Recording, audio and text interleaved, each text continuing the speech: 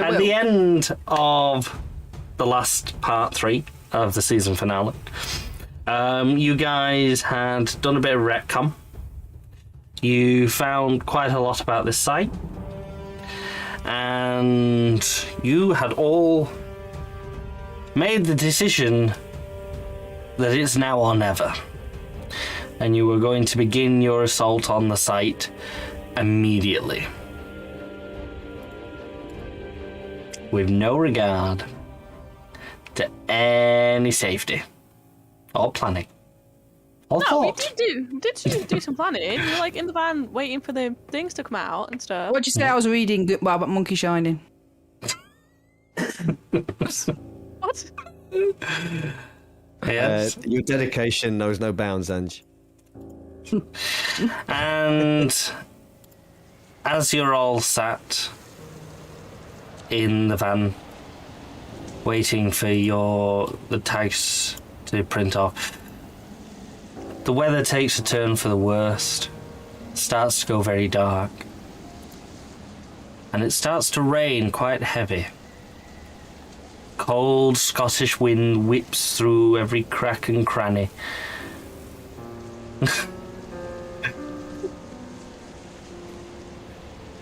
And you feel it down your spine.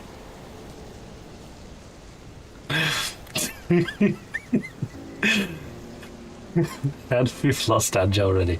I think you may have broken Angela. Doesn't take much. No. Yeah. It's a good word, Cranny. It's a good word.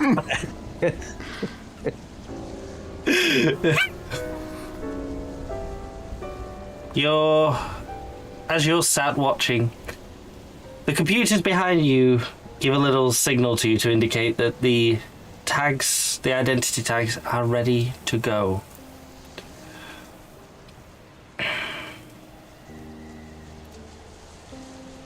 Right then. That's it.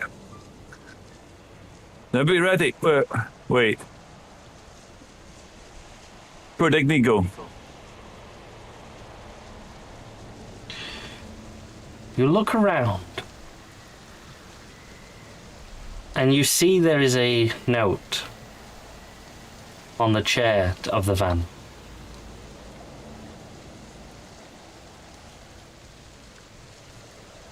Let's read it. And it's not a long note, but you can tell it's from Igni because it's signed by Igni. And it's a small message.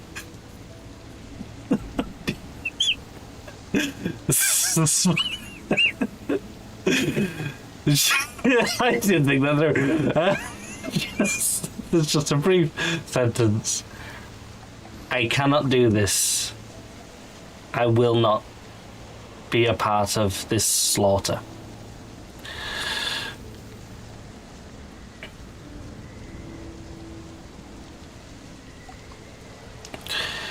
Right. Bit dramatic. Guess she's gone. It's not that dramatic. We did say we were going to slaughter them.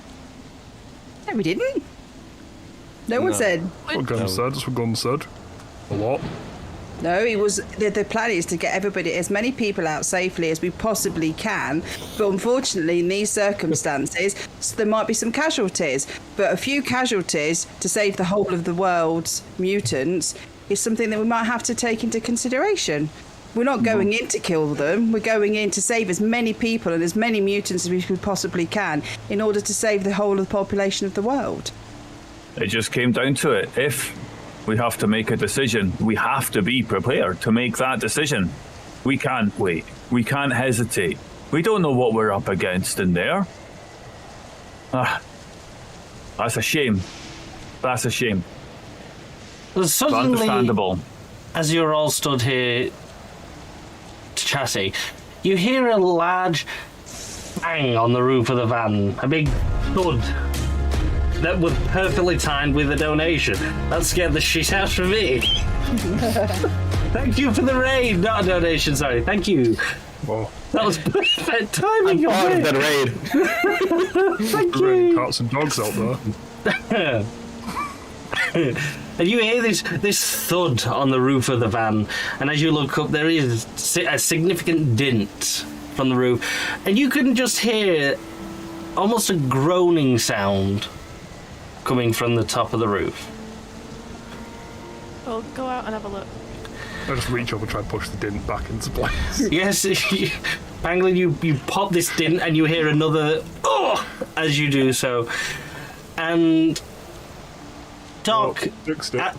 as you step out of the van, you see a somewhat definitely confused looking Brian. Brain. You will never learn, will you? It's the last episode. It's too late now. It's too late. Yeah. Ow. Gotta work on my landing. Are you hurt? Nah. Okay. Do you need help getting down? And I start floating up again. Seriously, what is wrong with my mic lately? I'll just pop my head Who's this? through the doors and just say it's Brian. That's Brian. Hi, I'm He Brian. does like floor I'm Brian. things. Brain. Hey, all right, Brian. all right, Blaine. I'm Gam. Good to meet you.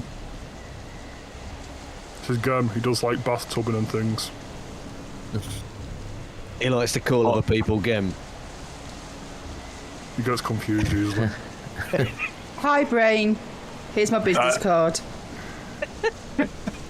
So you've been sent, have you? You're coming to join us as well. That makes sense because we just lost Igni and she flew, and I don't know if that was part of the plan or not, but it was kind of part of the plan. I was thinking. Oh well. Igni's gone? Yeah, she left. What happened? She made her. You. Yeah.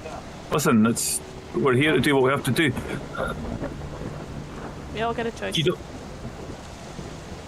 Basically, Brian or Brain, whoever your name is, Brian. we're at this place here, and they've got a load of mutants here that are held captive. But we also need to do something which has slipped my mind.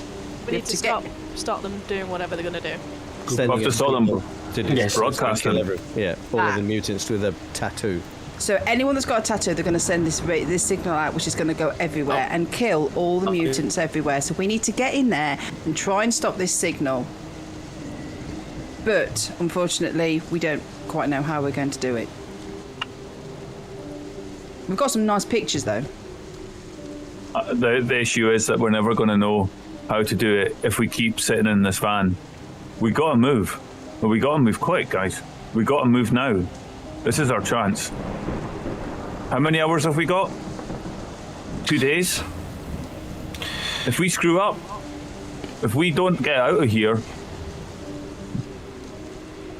Yeah. they can send somebody else. If we delay any longer, If we aren't successful, they are going to send somebody that will not care about who is in there and who is. He will come and just destroy this whole place without caring in the world and will not stop. Will probably go elsewhere and destroy more because he can. We're the interim to stop this, to try and stop it in the best way we can.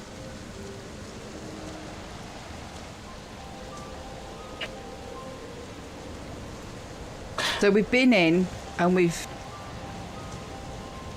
were making We've a plan. got We were these. making a plan about getting in, weren't we? we've got these. Look, these things here. Who wants to be the security guard? Oh, Chuck it over. oh. Right. Who wants to be the scientist? I'll do that. I look intelligent. Who wants to be the- different? Who wants to be the secret inside agent that's always been recognized by everybody who ever works? Yeah. Oh yeah. Here's what I said earlier. Yeah, because isn't his doppelganger in there? Maybe. I think so. I work in HR. I'm sorry to hear that. Aye. Well, look at my suit. I'm immaculate. I don't need to do any work. It's great. Right, but Brain, why this does one's yours.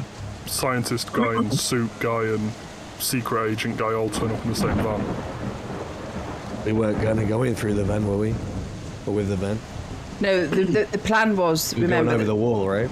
they were going to go in with the van with the make somebody look like the security guard from inside, but I said that wouldn't work because everybody knows that the security guard should have been on shift already. So the guy he came in with was going to be letting him in and want to know why he was outside, now in a van, bringing in people. Right. So we can still take the van in now as long as we don't have a security guard, but then that is our only getaway vehicle, which if we take it down there, it will be locked inside. We the compound. keep this vehicle here. Good call. We get down to the tree line. We get through the first gate. And we find the first door to get us into the facility. If anybody's questioned at that point, well, that's when our identities come in. And quite frankly, who's going to question him? And I point at Gun. Me? Well, Every if time we go- you've been if- spotted, people have deferred to you. Every time. Okay. Maybe we should split it up. One team go to disarm this signal thing. One team to go to try get rid of many of the guards and get the mutants out. Yeah. The mutants are probably underground. So we're gonna have to figure out how to get down there. Right. Well, if we go in and we set off a fire alarm, they will all come outside. I think we got to be careful where we set the fire. If we're going to set the fire, if we're actually You gonna don't need to the fire. set a fire. Just smash one of the things. Yes, We've but got there's- one reason that we're here. One reason. There aren't any other reasons. We have to stop that broadcast. It's not possible. We do that first, and then we've got the run of the place. We can take as much time as we need to free people. But we have to do that. That's the thing that we've been sent for. Yeah, the only thing is if they use self-destruct because we've been found and they've figured out that we've turned off the signal, then we're all in there. Well, better that than everybody else dying, right? Where's your tattoo? Because I don't have one. Me neither. I don't. Okay. How are we going to switch this signal off? Do we know? It's it. Well, he said. Well, yeah. Right. So he can go and switch the signal off, and maybe you should go as well because you're really good with the electrical things. You might be able to overpower it or something. Is there like an antenna or something in the base? No, not that we can see. Where's the map? Maybe they've got a Little tower, but satellite dish or something somewhere. Maybe we haven't seen it yet. I could just rip it off. It A mutant. just says radio tower. They've got a mutant. We've seen what they've done, the training that they've put these people through. This is all going through, and like it or not, we're going to have to take out a mutant. If it was as easy as dropping a bit of metal, then Igni could have just shot a fireball and melted the entire antenna and it would have been done. It's not going to be that easy. We're gonna have to disable the whole power station. One way. We haven't been told whereabouts. We don't have any idea whereabouts the equipment that sends the signal would be, right? No. But there is a command center we know that nobody comes out of. Yes. What do you reckon, Blue? Do you reckon you get through that wall? Or under it? just a wall. When wasn't the idea to first fly over it and check out what is happening in the base? Get a little bit of a bird's eye view. I mean, we can, but there's no Rubbish. smoke we can see. we need. It's the inside of the buildings that we actually need. Figure out where we need to be, where we need to go. And the other thing, there's a storm coming. Yeah.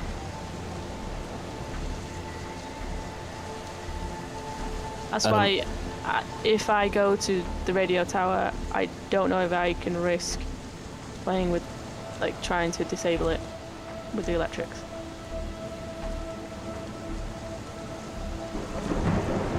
Unless... Do what you got to do.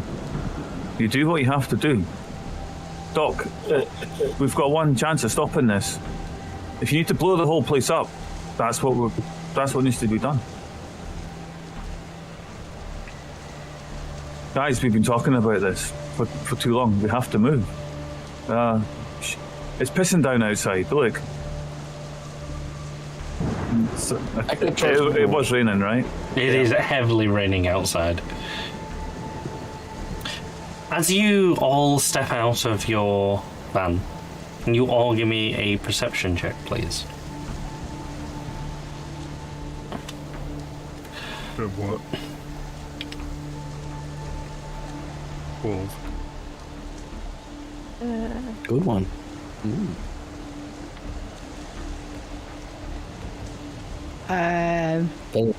Begin. Still on tight. Bless you. I muted myself. Okay. Not Pangolin. Gun, Brain, and Gem. As you step out the van, you look up to the sky as a bolt of lightning flashes, and you all distinctively see a figure hovering in the storm, looking down on you all. The lightning seems to be channeling around him. Is it Avocado? It'll be Zeus. No. What's that? Plan Z, is it? I say to Doc. What?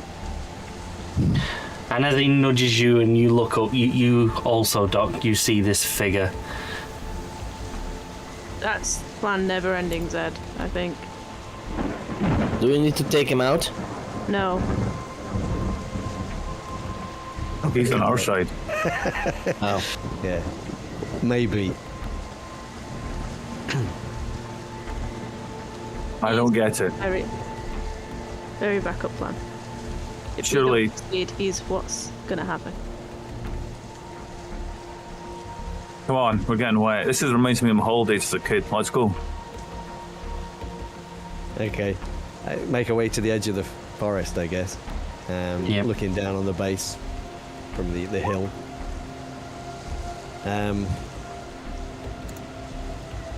Can we get over? Can you get us all over the place? So, going off the amazing diagram I gave you, whereabouts of the base are you looking at entering from? Well, we're going to have multiple entry points, I think, aren't we? Which means Gem's going to be zipping around like a blue-ass fly for a bit. Okay, I can so... Brian can fly. I mean, yeah, there's If you let me know where you're all attending, hoping to merge onto this from either A, C, or B, and I'll make sure I will load you in to the area. I'm thinking initially we come in at somewhere between B and C, equidistant between B and C. Yeah, we were kind of checking out the cameras around that area, weren't we, I think? Yeah. So we've got an idea as to where the cameras are. We want to kind of avoid them if possible. I could carry you guys in if you need it, B. We don't. I can make us appear on the other side of the wall. Don't worry about it. That's a This rain that we're in.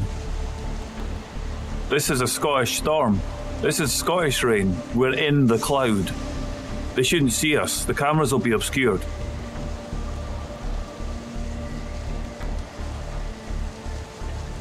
Thermal. Yeah. Well, we don't know what they've got. The No fact matter- is, Yeah. it's going to be difficult for us to get in there without anybody seeing us, right? Yeah, we can't be sure what they've got on the inside either. So Yeah, we're going to be ready to hit the ground running. So you all want to enter somewhere between B and C, yeah? Ready? Yeah. Yeah, I think Yeah. so. Are you ready? Yeah. You ready to be blue? No. Tap on the stop being blue. You should be at the bottom of the map. So You go to the yeah, bottom. basically get all of us to basically just grab shoulders, get together in a kind of huddle and focus really hard and begin to walk the group through and just onto the other side of the wall. Now, are you all disguised as the guards then? Yeah. I Okay. still have the badge, yeah. Yep. Yeah. So But, you're what hoping is to it? sneak in. The little badges sort of thing that have been designed to create a persona around you. You also do have access, by the way, don't forget, in the van you were delivered a box of collars with your own device controllers.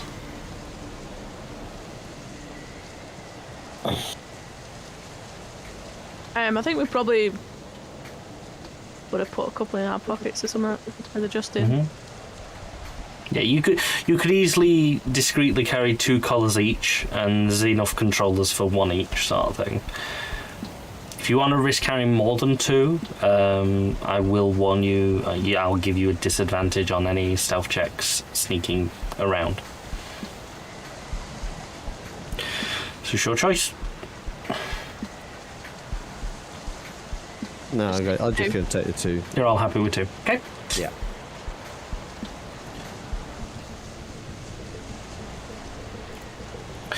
So, if you are basically in between B and C on the crudely drawn picture. You can either attempt to enter via B, which is this little waterway that's in front of you. You can. Well, you were advised that there was a backdoor entrance around C, and then of course A was the main gate. For the purposes of this, if you all just move a couple of spaces at a time, don't go mad. You can. Yeah. We'll go it bit by bit. I want to go mad. Don't go mad. But I'm crazy. I take it before we continue. You all can see your tokens and everything. You've all got light in. Cry cannot.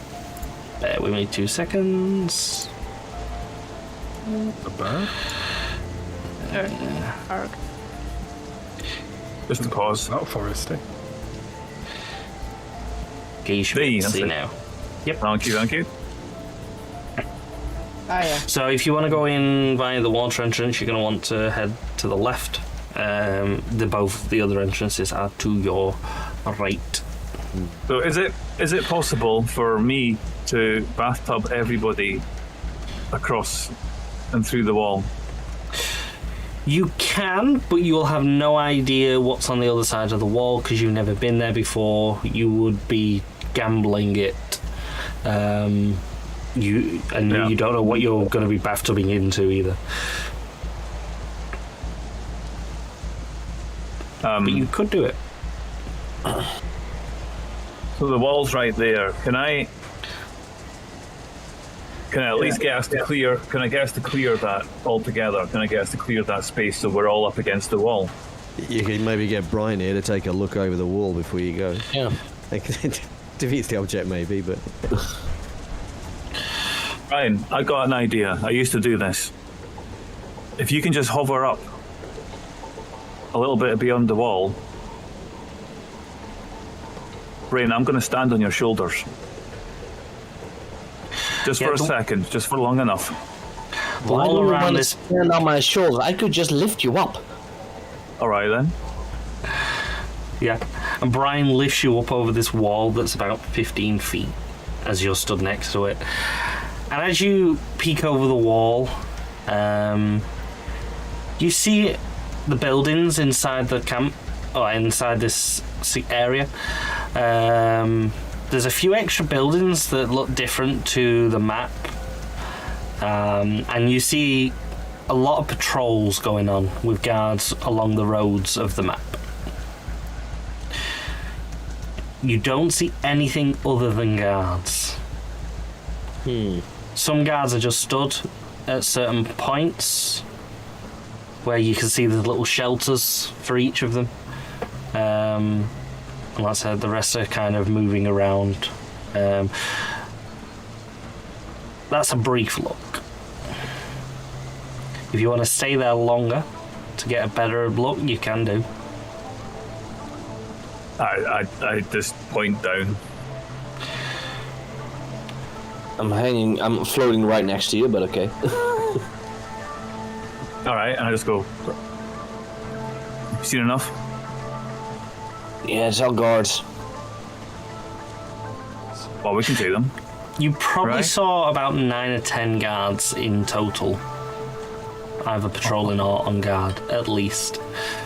Do we see like a opening in their patrol, like even a few seconds? Possibly, but you'd have to observe them for a lot longer to... You talk about you kind of just popped your head up for the briefest of seconds. If you want to try and find gaps in patrols, you are going to have to monitor them for a bit longer. Okay. Because you couldn't tell if they were on patrol or just walking down, walking from one place to another, really.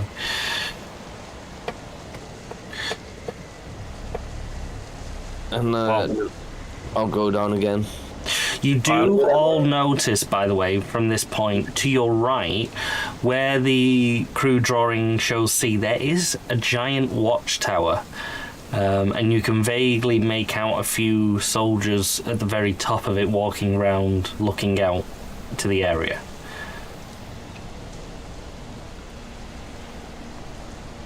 We're going to have to hit them hard and hit them quick. Anybody fancy a starter for 10? Or are we going in quiet? Hope they don't notice us.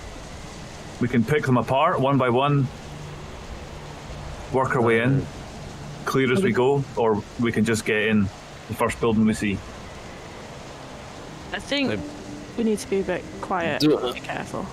Do we see going to more try- watchtowers or only the one on this corner? This is it. From your basic light hovering, this was the only tower that you could see that was higher than the walls. The other side of the wall's clear, apart from there's no buildings, there's no barrels, there's no. We should at least try to take out that watchtower. From where you were levitated up, Scoon, where your token is, on the other side of the wall, there was directly opposite you was a building.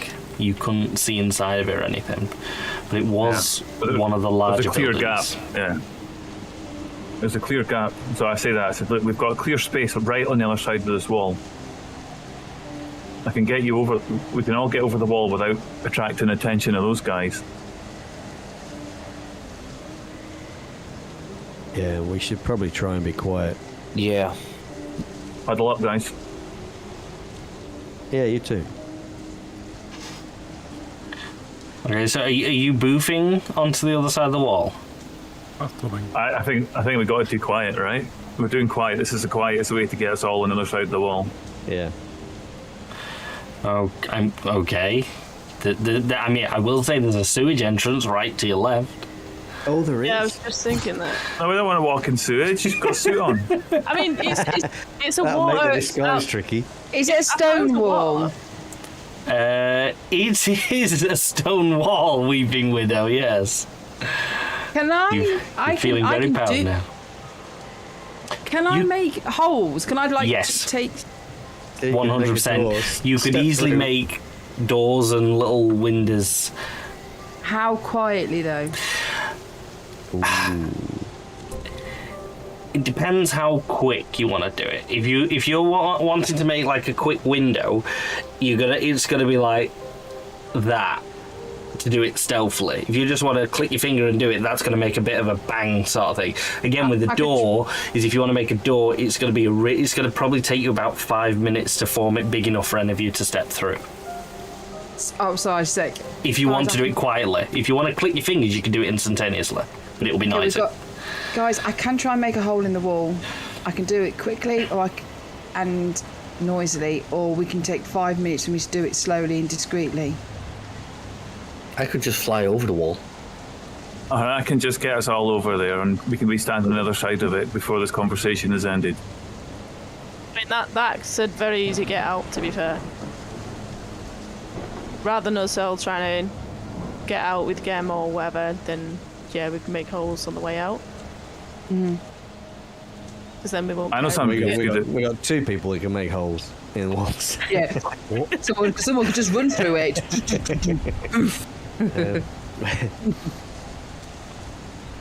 Okay, Blip is over them. You're going to bit. Bathtub. Blip. Bathtub. Bathtub. So you've not opened the wall or anything, you're just going to blip onto the other side.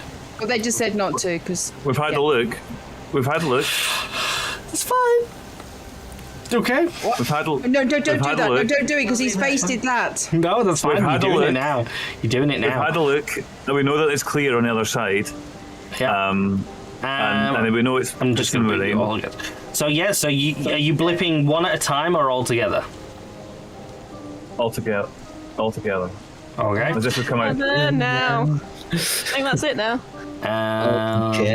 We blip into darkness because I didn't do the interior of this building. I can't see him in a wall. Send help. Bear with me 2 seconds. Looking at the Turns out sketch it map. wasn't actually a building, it was just a lump of solid concrete. Looking. I can take it. In the light switch. Look, somebody go for the light switch. Am I reading someone's mind now because it's empty? No, it's in a really dark room, right? You're Trying to all, find the light switch. You're all in, but yes, it is a really dark room right now. I'm gonna flick my lighter on. It works in the movies, right? It's gonna take you a minute to. Could have sworn you filled this up before Yeah. It's a bit wet, you know. Yeah. Well, that's because I'm trying to do it the fancy thing by striking it on my trouser leg, aren't I? Like the old Zippo trick. You haven't quite practiced it. No. I'm going to feel around the edges of the wall for a door or a light switch. So I'm going around the edges trying to find a door or a light switch. Oh, Where's Iggy when you need her? Nope, It's not that's a real the wrong Zippo. way. well, now I can see outside this building. It's one of those cheap Zippo knockoffs from China. That's what it is. Yeah. That you get at the fair. Nope. There's the little guys that are selling them from a table. From the crane machines, you know. I don't know how they call it there. We call it kermis, but Oh. We call them a con. yeah, it's Oh, practically the same. Yeah. I know why it's doing this. Hang on, bear with me. I need to reveal the area, I think. There's more bears. Are there bear? Oh, yep. That's working. I thought this was Scotland, not Canada. And yes, Or- there you go. You found the light switch. Wow. Oh. Yeah, and you're in a large hall. Ignore the H helipad. I'll say That's on H the for roof. hall. H for hall. It's a double hall.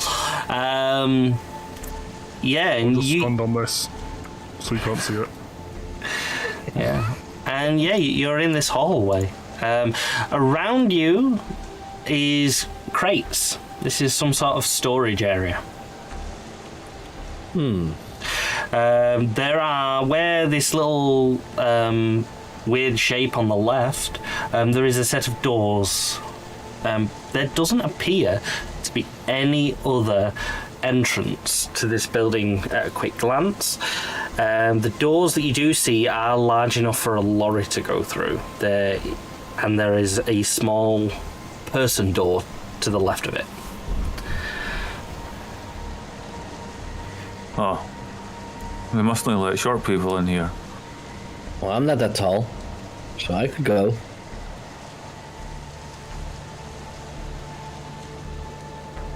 How are disguises? How we look alright? Then you've not turned them on yet, I don't believe. I'm going to turn mine on. Reboot! You okay? great. Yeah. You all activate your things, yeah. Yeah. So this thing that we activate makes us look like somebody else and like. So like you dress- all now appear as the guards, and with you were given the clothing, so you will. I'm gonna say that you put that clothing on the guards' uniforms and everything. Oh, so I've got a white lab coat then. Yes, you either have lab coats or security uniforms, your choice. And have we got security ID cards? You do It's not only- have. the You only have one. like- You have one from the security guard that you Okay. kidnapped. I would ask one of you is going to look like that security guard, by the way. I'll did let you I get- decide who is that person. I'm thinking, how did I get mine? Because I believe I was part of the ones that was kidnapped. No, we're No, this is. No, we were different kidnapping. we were taking photos of We kidnapped the guards. personnel. And then Yeah. that's it. So if one of you can just decide now who is in the appearance of that guard that you kidnapped, because it's more likely that you're going to have that key card for safety, just in case. Don't all shout at once. Nobody wants this responsibility. That's what it is. There's a lot of it. It's- Take it. Okay, if no one wants to say it, Pangolin's got it. Yeah. I mean, Pangolin got asked first who wants to be the guard, so Yeah. So Okay. Pangolin is the guard that matches the identity on the one key card that you do have. Is it smart to make Penguin? What? yeah. Listen, we've got agent man here with us. Just So Pe- we're Gun, you can just make them. You'll make them like your boots, right? well, I don't know. Seems time consuming. We've got a job to do. He's got a point. See that you don't hear the rain as much inside this building, I should say as well. Oh, we're gonna try and figure out where this thing is going to be triggered from, right? Now, the odds are it's going to be that control center, yeah? yeah. And on the map that Smith drew us, there is a radio tower. So it's safe to assume the button, obviously the controls are in the command center, and the radio tower is actually the signal booster. Maybe. Maybe Pangolin could take out the tower. One group takes the radio tower, one group takes the control center. Yeah. What if we knock the tower down before we've got the mutant, or whatever it is that's causing the signal? They could just run away with it. If we start making noise, we need to find the signal first. Yeah. Or at the same time. Yeah. Knock it down Goes- into the command center. Goes on, guys. Do I have a quick look at? Is it possible to have a quick look at the door? Just kind of see what's outside. Would Brain be able to do that with his mental? No, it's telekinetic. I'm Alright. telekinetic, not telepathic. It moves things. Yeah. I can move things too, like this. Yeah, but you need to touch them. Yeah, Pangolin opens the door quite wide. I'm just going to pop you on the other I've side got a there big ad. so you can see it. Oh, Yeah. excuse me. You're not in that room, but I've just put you on the other side because I can't be asked creating a door. Pangolin can see. Yeah. Little ninja symbols. You're crew in disguise. Okay. Oh, shut the door and turn around to the others. Right, there's two Bad guys. Bad guy. I don't know how to do hand signals. There's 2 of them in there. Oh yeah. And Okay, something man. that looked like an helicopter. Okay. You're not gonna throw it at somebody, are you? Only if I need to. Can I open the door and try and sneak out You can and get behind them? You can try. Are they standing together? No, they were like this far. They were against the wall over there. I'm going to tell you right now, the little mechanic for this little end episode. Every time you get seen by one guard, I'm going to make a roll. That roll is going to be based on you guys. So how many of you are in a disguised form? So at the moment, there are 6 of you are in disguise, and it's a roll of 150. So if when I roll 150, if it's 6 or less, you are going to be in the same disguise as that guard. Wait, only 5 of us in disguise. Because Gun's disguised as Gun. I'm disguised as HR. Okay, so it'll be 5. So if all 6 of you are in disguise, yeah. So Gun's not in a disguise, so yeah, it's 5. Em's not either. I'm not either, because I'm on the you're list. not. Yeah, so it's just the ones who are guards. So how many of you are guards in dressed? 4. So it'll be a DC of. You have to get above 4 for it not to be a guard that you disguised as. Okay. You know, it sounds like a good mechanic, then you realise that Roll20 dice hate people. And if it's a 1, I know. If it's a 1, He likes to roll low. If it's a 1, they're going to recognise the guard, which is Pangolin, which is he's been missing since yesterday. Well, since for the last couple of hours, he's been reported. HR want to see him, basically. No, I haven't. Okay, well, that's all right. We've got somebody from HR here. Yeah, exactly. Yeah, it's going to be great. We're going to see. We just have somebody from HR talking to the guard, giving him a dressing That's down if you get noticed by any guard. We're gonna be doing that just so that you're aware. Right. Got the violin out. Sake.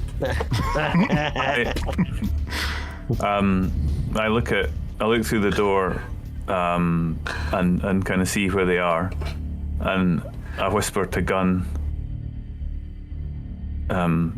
you want to try your luck with these guys and take one, I'll take the other. All right. How far away are they? I'm going I'll tell you, as you speak, you kind of come up to Gunn at the door, so you can get an eye on that. Okay. Don't make me do butts. I'm going to take out my gun. Okay. And Gun's gun. Gun's got a gun. Gun's gun is going to shoot someone. Gonna. Yeah. Okay, so you're going to stealthily try and shoot one of the guards. I've got silencer and shit on this thing. I know you And do. Presser. And at the same time, that. I'll bathtub across the room and use my my amazing close combat skills and just kick the guy's ass basically and suppress him and take his radio, his gun off him, whatever I can to do to get him knocked out and unconscious as quickly as possible. And if that doesn't work, I'll fly a tiny little stone at full force into his temple. So you're going to try and... So your first shot, you're going to stealthily try and shoot one of them in the head, right? I'm going to try. Okay, And roll me stealthily your ranged combat.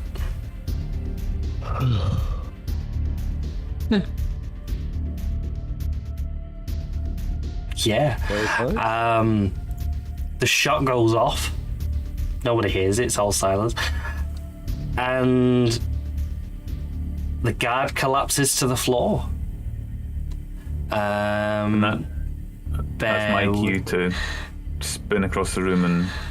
So you're going to run across the room. Okay, give me 2 seconds. and appear next to him.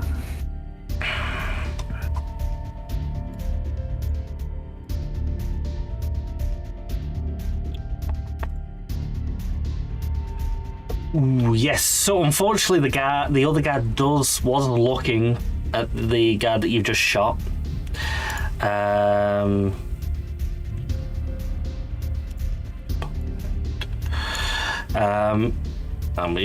Which one are you killing? The bottom one or the top one?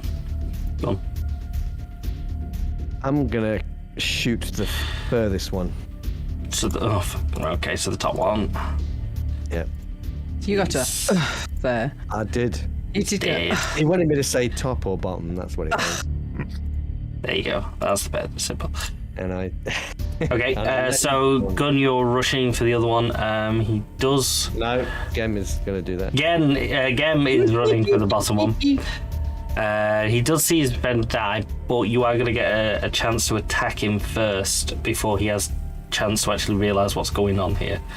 Yeah, so I bathtub from where as soon as that happens, I'm just like, and I appear right next to the guy, and I just start to just crack my fist, back of my fist across his face, simultaneously reaching for his gun. Roll me, whichever type of attack you're doing here, if it's your martial arts or... Yes. I have martial arts. These guys, they carry...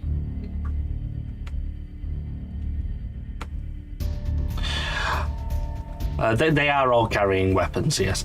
And yes, you've got an extra advantage because it is a surprise attack, so you are able to pounce on this guy and kill him before he gets a chance to do anything. Boom. I'm just going to bring you all into this room, just so that you can see.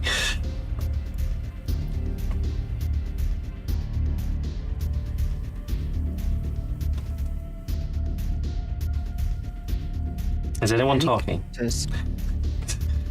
We all went really quiet there. I know, yeah. You've taken out these two guards.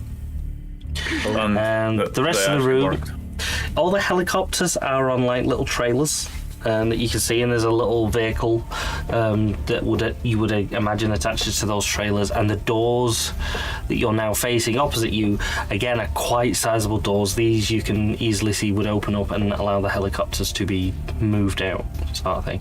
And again, on either side where the guards were stood, there's a little man door or woman door, depending on your gender. Just a human-sized door. Make it very clear that they're little people, though. It's a little old man door. Or Yes, a this door. one. Just a door. There's all different sized doors. Could be a hobbit door. It is a human being door Human of being. size around. Human being a door? It's about 6'3" door. It's a 6'3" tall door. So it's a discriminating against the tall people door. It's a door, okay? Let's not get hung up on the shape and size of a door. You started it. Are we on the monkey thing now? What? No, Oh. we're just battling now. Huh? Does anyone want to say anything with the dead people? And no, we're just standing here in this helicopter room, all looking at each Well, I'm other. gonna We run got across the distracted by room the and doors. yeah. I didn't prepare any pithy I'm gonna one-liners. go and get the IDs off them. Okay, yeah. Drag the bodies under one of the trucks or something. I am going to do a quick roll here. Let's see if any of the guards do, funnily enough, match up to you. So, 1D. I'll roll 2D, actually, 2D.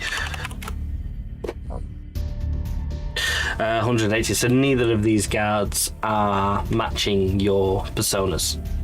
Okay. So you can take their IDs, but they will not match. No, but I'm only doing it. I'm thinking if we need to get in any Yeah. doors. Yeah. So.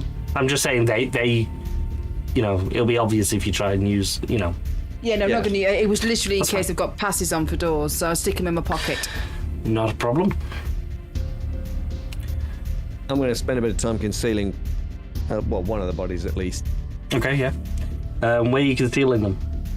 think maybe hide them under the trucks that these helicopters are sat on, maybe. Yeah, that's doable. So you hide one of the guards underneath the trailer that the helicopters are sat on. Yep. I'm looking around for cameras. There are no cameras in this building that you've seen. Is the lack of any other doors kind of might suggest that they weren't expecting any issues in here, sort of thing. Yeah. I'll just follow Gun's example and drag the other guard under one of these trucks. Gone. That's fine. Do you remember anything like with the guards? Like, do they do like a clock in, roll call that we need to be aware of? Is that a thing? I mean, I imagine that they report in regularly, but I don't know how long. I mean, it's pretty different with every facility, right? Donkeys. You would know that it's different for different facilities, for different positions, sort of thing. I guess it depends who's running the place, right? And it depends what they're guarding. If they're guarding storage, they're not going to want like a 10-minute checkup. Whereas if they're guarding a prisoner, they would want, a regular checkup. Yep, it's been 10 minutes, still boxes. The boxes have gathered dust. Watching dust gather in real time. Okay. I think we need to be a bit more careful, maybe, about... I'm just very wary about killing the guards at the beginning, when we have a ways to go. Right.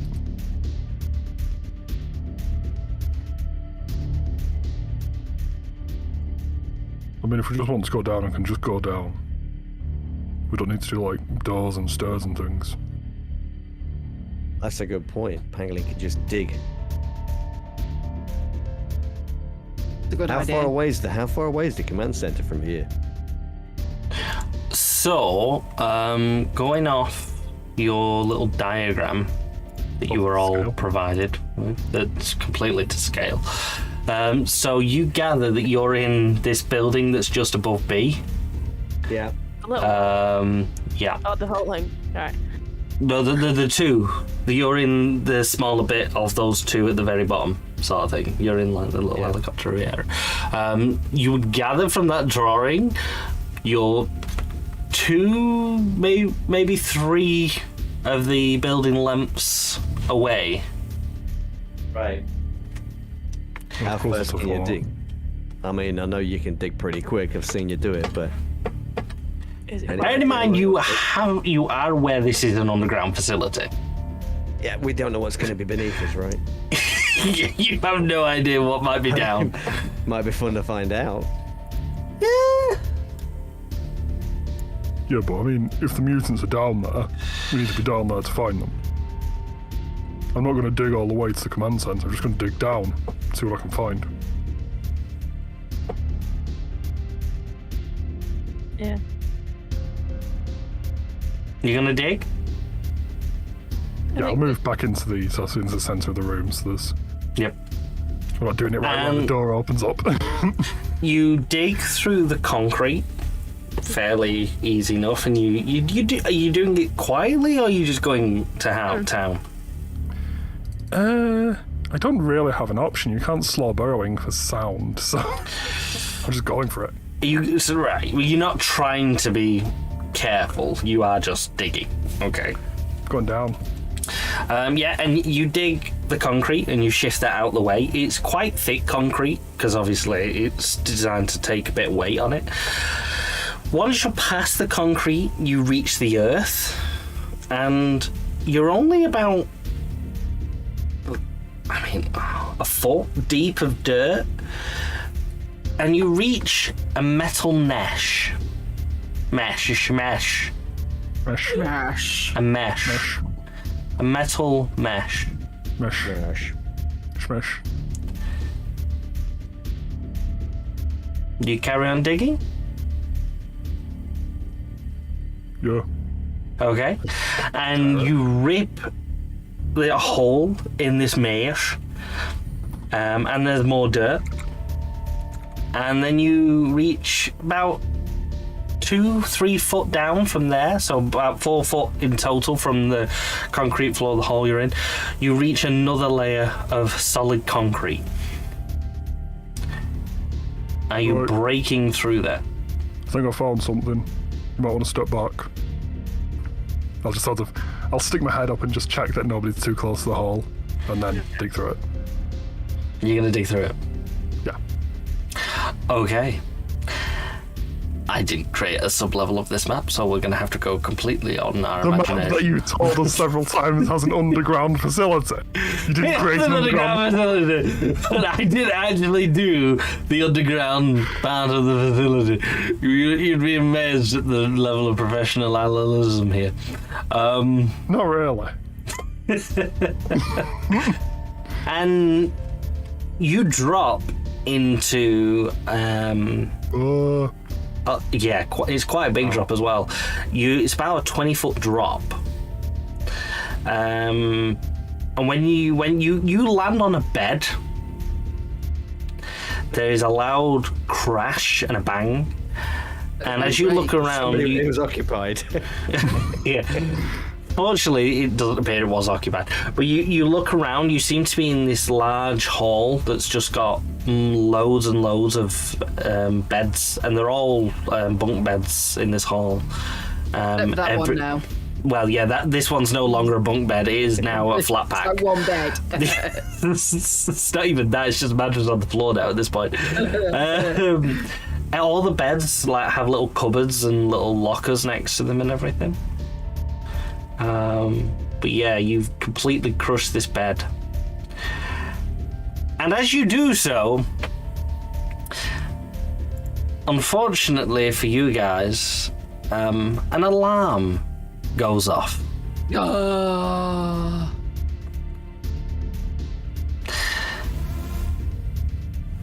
That also happened. It's a really futuristic alarm.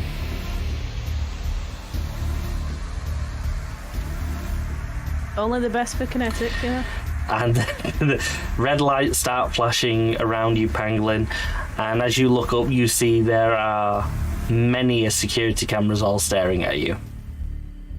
Hi.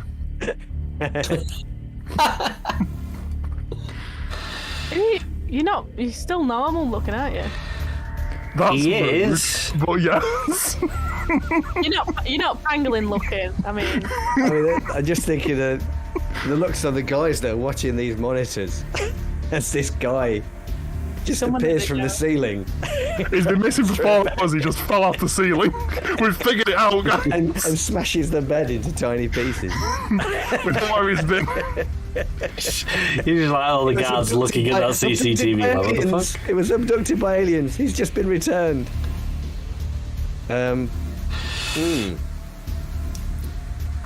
You can all I just hear looked- this alarm from above, by the way, because whilst there was no cameras in the room you're in, there are speakers in the room in the hall that you're in that are also now doling out this alarm. I just look at the others and I say, well, I guess that's that then.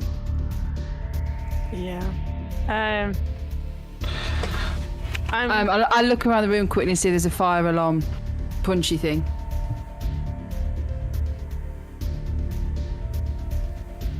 You're gonna I don't know if there's one in there yet.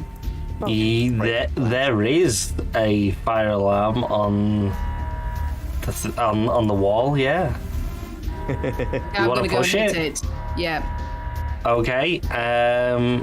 And you press the fire alarm as well, whilst the main alarm's going off. This is going to get irritating very quickly, I'm sure. The fire alarm now goes off. The main alarm's going off.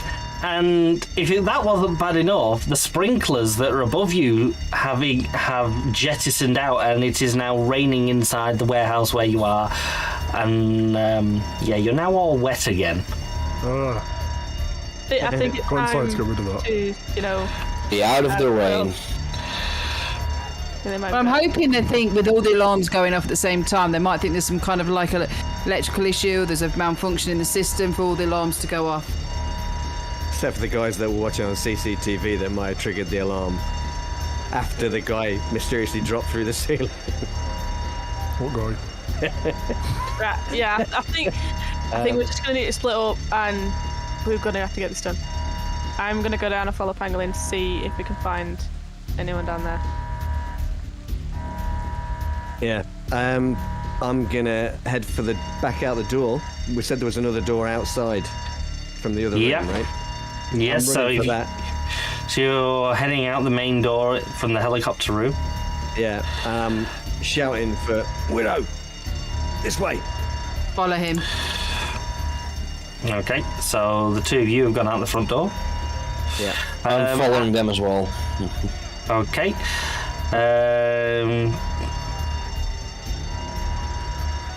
Gem? Yeah, What are I'm you going out the doing? front. I'm out the front door. I want to. Yeah. I know. I want to go. I want to go where it's most likely to find the mutant. And now the fire alarm's been triggered. The mutant, we're just not going to know which one it is or what they're doing. So it's just mayhem. So I'm going to go. I don't think there's much point going down. I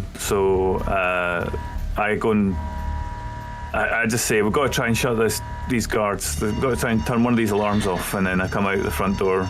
Yep. In my HR persona. Doc, what's your plan? Are you going down the hall or are you going out the front door? I'm going down the hole, but I'm Okay, going yep. to go slowly, fly slowly down. Yeah, that's probably makes more sense. Yep. Yeah. Okay. But I do want to just, as soon as I'm in there, draw the electric in. Yep.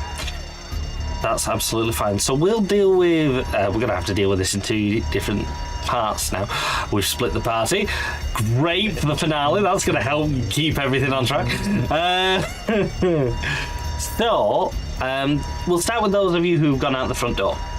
As you look around, as you step out onto this door, there are guards running towards you. And as they're running towards you, you do hear one of them shouting, "Fire this way!" Yes. And I guess we come out. You come out of the building they're heading to. Oh, yes. Which is why we're coming out coughing.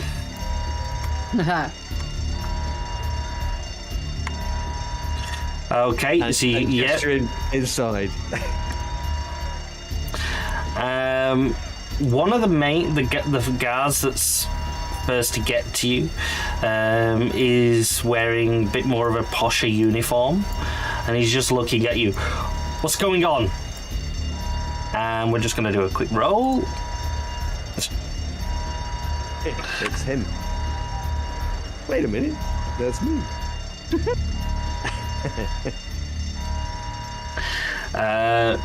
It's not one of you, thank God. And he's looking at all of you. What's going on? There's a fire. There's an alarm. Yeah, you better move everybody out. Helicopter fuel. In there. Is anyone else in there? I don't think so. Okay. You escort these scientists out of here, quickly. The pair of And I you. look at him as if like, who are you to give me orders? I'm gonna give him that look. It's a fire. I am a fire marshal. I have my fire marshal vest on. I overrank everybody right now. Get moving. Okay. And I just gesture at the others to follow me. Now, mentally remembering the map, we need to kind of go around this building. You need to go up. Up to the top, yeah. So that's where we're heading. Yep. As you all move away from the doors, you see the guards kind of all stack up at the doors, but they're not going in. You see the one who came up to you with the red vest is like, "We can't go in. We don't know what the situation's like." And I'm shouting, "Aviation fuel!" Yep. And as you're going around, you can all take a couple more steps. And now there is a stream of guards running past you as you make your way around.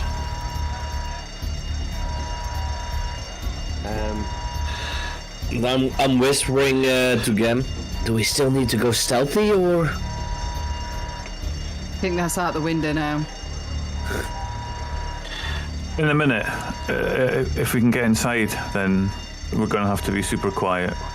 Hopefully they've all... We need to get a look at this place, and we need to shut some alarms off. Yeah. Is that round the corner? Yep. Shit, there's a lot of guards. A lot of guards. And you're making your way around the corner.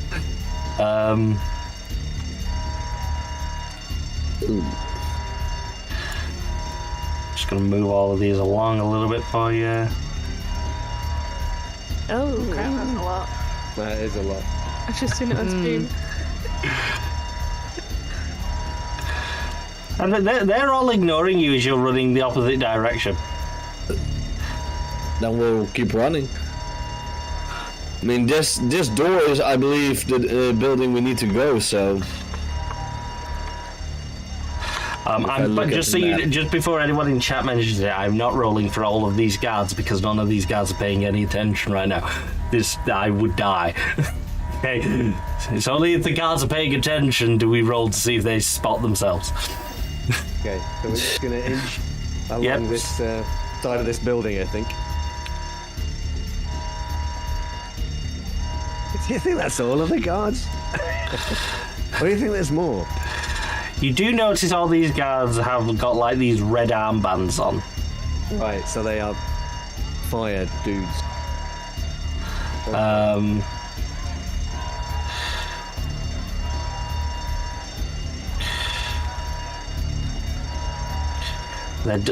As you're turning the corner, though, you are seeing the last of them kind of funneling around the building that you're stood at. Yeah. Just a lot of guard movement here, sorry. Yeah. Okay. Are we actually running, or are we just walking smartly? I think You we're can't. walking smartly, You've been I told, think. yeah. If you try and run, any of the guys with the red armband will be like, "Slow down! There's a fire." It's the whole walk quickly and say nothing. Speak no words. More haste, less speed. And as you reach this little junction here, the last of the guards kind of turn around the corner. Okay. And as they do that, I think we're gonna let's pick up the pace a bit. Yeah. We've got these two guards that are kind of in front of this building, right? Yes, they are guarding the doors. They have not moved, regardless of the fire. This isn't the command center, though, is it? You don't believe it is from the map diagram, no. From the map diagram, I wouldn't say no. It So would be a from the little bit map- more up. So from the map diagram, you're now assuming you're at the building that's marked radio tower, but it doesn't look like a tower. Okay. It's a one-story building with not a flat roof, but a slanted roof that's apexed. Definitely not what you would imagine as a radio tower. I whispered to Gem, I was like, in there, left. They've not moved. They're guarding something. Maybe. Can you just go over and can you pull rank on them? If we get inside there. Okay. I'm going to run across to these guards then. They're standing over here in the in this doorway. Okay. And I'm from HR. You're from HR, but Schoonen and are guards. Yeah. No, I'm a scientist. Oh, you're a scientist. Just one guard. Oh. Only one of you guesses a guard. Okay. Yeah. And Doesn't Gem recognise it. wants us to go inside, right? And that's what I think Gem wanted you to do, yeah? I mean, up where? What are you... And the guard looks at you. What are you doing? There's a fire. You should be evacuating. There's aviation fuel in that building. I'd rather be behind cover if you don't mind. Open the fucking door. You're not all... Well, I mean... You're authorized, but I don't think they are. I need to see some ID to let you in, even if there is a fire. Which you should be definitely evacuating with.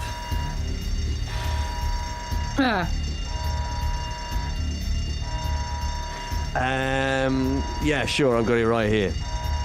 He's not asking for mine, is he? He's asking for theirs. He's not asked for yours, no. But he has stepped to the side, and there's like a little card swiper thing on the wall. Yeah, okay. And he's kind of indicating to it. Yeah, so I'm going to step forward. I stealthily pass him one of those cards that I'd already got. No, I think we're just going to have to chop this guy out. So I'm going to step forward towards the panel. Yep. Now, this guy's attention is on me. He's not. He is looking at your guests. He is not paying you any attention. Then I'm going to turn around and punch him in the back of the neck. Okay. So this is going to be a surprise attack, so I'm going to give you an advantage on this. If you want to roll your damage, your attack type. Yeah. You're aiming to knock him out or kill him? Because you're going to be able to do either. It's your choice. I just want to... let's just put him out for now. Yeah. Okay, yeah. I don't want to kill him. Yeah. You kind of just punch him right at the back of the head, and he just collapses. Yeah, I grab on Yeah. Can I step forward and put my arms under him and just try and hold him up? You can kind of anticipate because you've got a visual on gun, and you grab him as he falls on you. I am going to do another check here. Bear with me 2 seconds. And I'm looking at his. I'm grabbing his security badge off his chest. The other guard does not see you. Ooh. Cool. He hasn't seen this attack. Somebody want to deal with him? I'm holding this guy. I'm passing you. The other guy there? Yeah. Okay, I will give him a mental blast. Oh. What are you trying to do? The other guard. Yeah, because I think that other guard would see us take down this guy here. He hasn't seen you. You can tell he's kind of looking the other way at the moment. If you want to still go for it. Okay. Yeah, I want to try to knock him out, just in case he would, with a mental blast. Okay, roll me your mental blast. It always hits. Yes, you've got an advantage again because it's stealth. You do hit this guy, and he collapses down, but he's not dead. Good. No, I'm just knocking him out. Yep. So you have put both of these guys to sleep at the moment. Yeah. Very easily. Okay. Yep. And Gem's grabbing the pass. Yep. This guard, right? That's absolutely fine. Yep. Because I do have precise with it, so maybe that's why I know to aim for the head. Okay. Let's get in. See whether this pass works. Yep. And you swipe the guard's pass that was guarding, and the door does open with a little click. And you could open up the door if you want. Drag him in with us. Yeah. You're gonna drag him in. I mean, Brain might be able to bring the other guy in with his mind. Yeah. So who's going first? I'm carrying the other guy. I'll go first. Are you dragging a body? I'm dragging the body. Yeah, Okay. I think Gem and I are carrying him between us, maybe. Gem's just swiped with a card. Okay, and you both enter this room carrying an unconscious guard. Yeah. Yeah. And I'm using my telekinetic to carry the other guard in. Yeah. Oh, no, don't do that. I'm going to shout to the first guard. Fumes, give us a hand with this guy.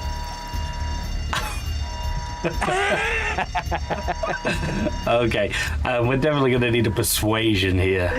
You want to roll me your persuasion? I'm really not great at persuasion. Can I? You can assist this persuasion if you wish. Yes. I'll say. He was just directing us out, and he collapsed when the smoke got him.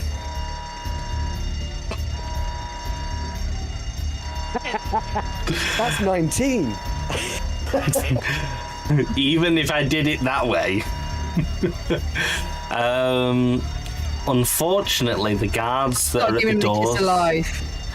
they see you come through the door, and they're pointing guns. Stand aside. Put your arms up. Yeah. Seeing it. Yeah. And we go into full battle mode. I think so. Are you attacking? So too, yeah. Or are you complying? I think we're going on the offensive. Yeah. Yeah. I'm holding my hands up, knowing well that I can just attack even without my hands. Yeah, I'm the same. I put my hands up, but inside my hands I've got like lots of tiny little stones. I'm going to pebble Yeah, I put my that's a good point actually. I put my hands up as well because I can move quite easily without being seen. Yeah. Okay, so you're not attacking. You comply. Well, we're waiting what they're doing. Okay. Whilst you're making a quick thought about whether or not you're going to do it, I'll just describe the building, and then we'll go and see what the other two are doing. So inside this building, there is a giant hole in the middle. I should have probably drawn this for you. Don't know if you see that. Yeah. So there's like a giant hole in the middle. It's not in the middle. Move it across. You're triggering engines. There you go. It's somewhat in the middle. Use your imagination. And this hole goes straight down. There's fencing all around. There's control panels all around it, kind of facing in. And just popping out the top of the middle of this hole, you can see the top of like a radio tower. And as you look up, the roof from the inside, you can see there are hydraulic arms all over it, as if the door. These are giant roof doors. Meanwhile, Back at the ranch. back in the dorms,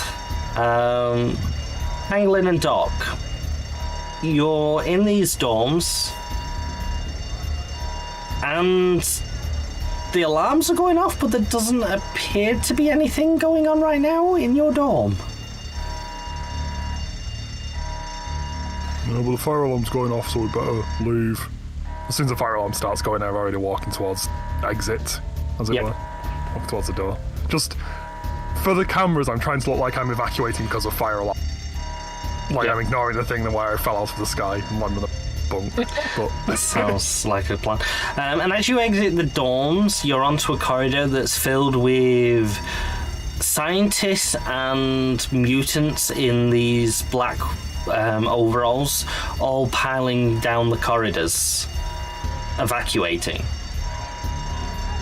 Excuse me. I'll try and stay close to one wall. Okay. I'm moving towards. I know which direction the sort of the center of the facility is in, so I'm going that way. Okay, yeah. Most of these people do appear to be heading in the general direction of the main entrance. Apologies. of the main entrance to the base. Yes, that they all seem to. They're following the signs that say like entrance and exit sort of thing. So you're gonna go with them? For now, yeah. Okay, I'm trying to get to sort of the center of the facility. I'm assuming there's something where the mutant that powers a signal is kept, and I'm looking for that. But given that I have no idea what that is, I'm going towards the center of the facility because That's fine. you put important things in the middle. Yep. Pangolin logic. Yeah. Doc, are you following Pangolin? Yeah. Okay. And as you're following this crowd, down the corridors. You're looking out, so I'm going to make you do a check because the signs are going to be well signed for everyone to notice anyway, because that's how you signpost shit, right? If you have to, yeah. And you come across one junction, and it does state there's like a colour band on the wall, and as it gets to the corner, there's writing, and it says radio control, and it's going off in a direction that no one seems to be heading in. That sounds promising. It does also say barracks. That sounds promising. I will follow the sign towards radio control / barracks. Yep. Doc, can you roll me a perception?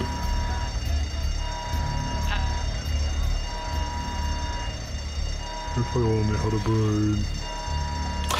Unfortunately, as you're kind of following Pangolin with all these people, you actually lose sight of Pangolin amongst the crowd going down the corridors. It's because she's a doing a problem for me. handstand. She didn't notice it.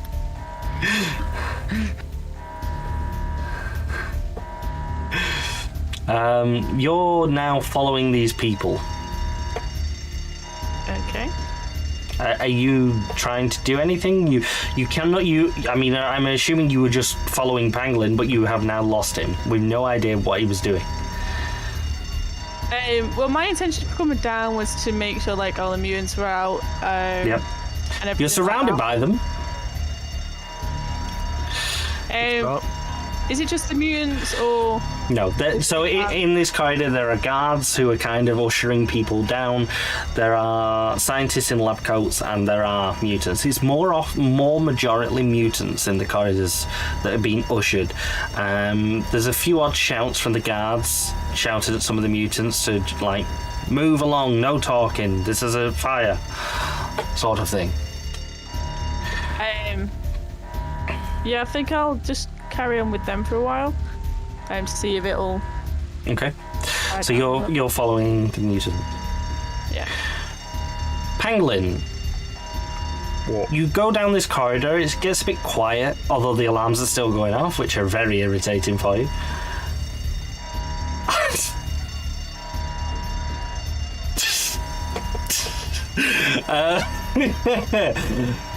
As you go down this corridor, you do reach a set of doors where the colour stripe seems to end. For the radio. The one for the barracks kind of carries on down the corridor. Then that's a door. Is there a door around?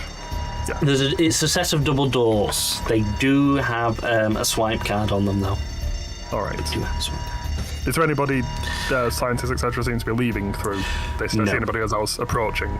No. Okay. I'll walk up towards the door, and I've got the ID of the missing guard. Since we stole him. So, I'll just walk up and swipe that ID. You swipe the ID, but a red light flashes and you hear a little eh.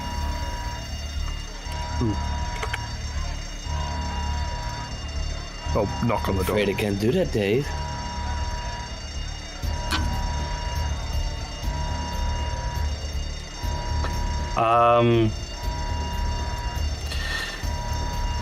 You knock on the door, okay.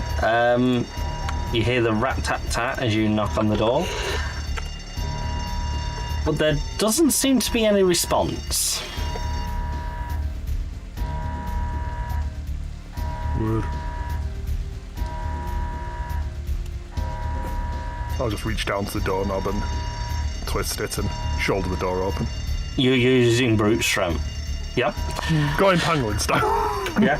And you break open this door, and I'm going to put you on the map because you kind of appear around here, but you're down to about 2 levels, and you open up to like this underground round room where you can see this giant antenna tower going past you, going up into the above. And just as you step in and you're looking around at this antenna that's in front of you, you hear some shouts from above this hole that you're looking up to, and you can hear some guards shouting at people about dropping the guard and put your hands up. Do I see anything on this level other than the antenna thing? As you look around, the walls are lined with large capacitors that you can see are like all wired down the walls. There is, opposite you, there is like another set of doors, but look more like a set of lift doors. You can see like metal doors with a little keypad next to it with a button on it. And as you kind of look down the hole, you can see it's a very long shaft going down with this tower that's in it. And you can vaguely see some people at the bottom of this tower. But there's nobody else on this floor that you're on, sort of thing. It's not as big as the room above. It's almost just like a walkway round this giant hole that you're in at the moment. Right. Well, we agreed the plan was to split up, so I'm going to assume anybody who's above me can deal with their own problem. And I'm going to jump down the hole. Okay, and you're jumping down the hole. And then Doc, you're following the people. And you emerge. You emerge over here as you're leaving the site. Having followed everyone, you're now out of the walls again, following all the mutants into the area where you saw them all congregate the first time.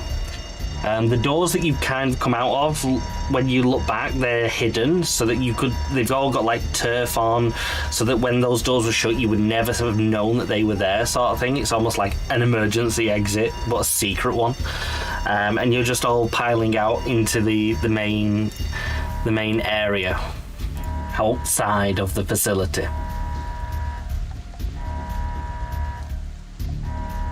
And and roll calls are being taken.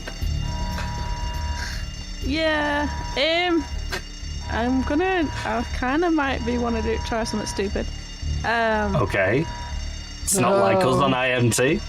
That's the slogan. No. Normally we're thorough and we think things through. No. Of course we do. I'm thinking of Ain't nobody maybe got time for that. trying to disable the collars. Oh, the collars that are on all the prisoners that are around you, surrounded by the guards taking the roll call.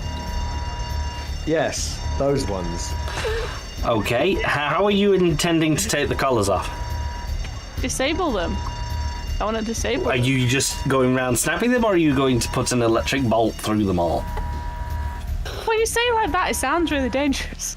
Yes, because it kind of is. I think at this point everything's dangerous. I should also point out at this point, this may affect your decision. With the thunderstorm looming above you, you do feel an heightened electrical power from the static energy in the air around you. Things are going to be a lot easier for you to fry, if you know what I mean. That's why I was thinking it, because they would feel it too.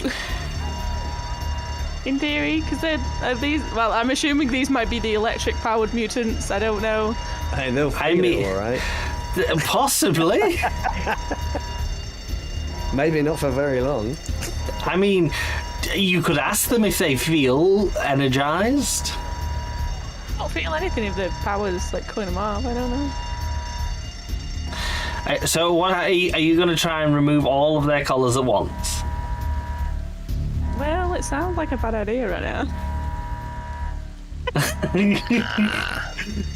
Chat, do you think this is a bad idea? It's only a bad idea if it fails.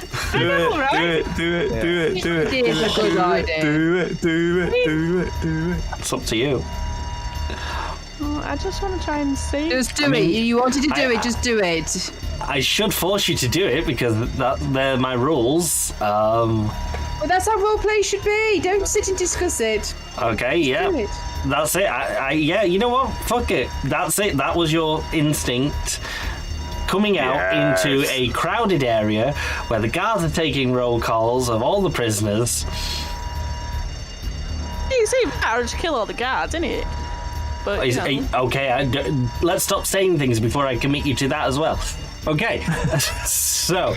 do you want to roll me your power? Yes, you're going to roll me your power. Oh, here we go. And then I'm going to do a modifier to it for you.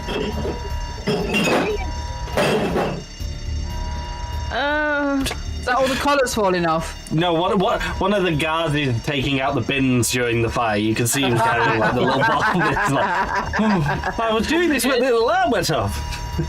Question. Yes. Dedication to duty. Am I? Because I already know that I've already figured out how I'm supposed to deactivate the collars.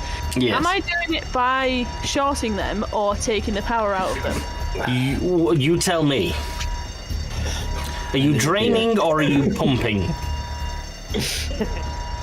I mean, I think the safest option would be to drain them of power. Okay. So, like...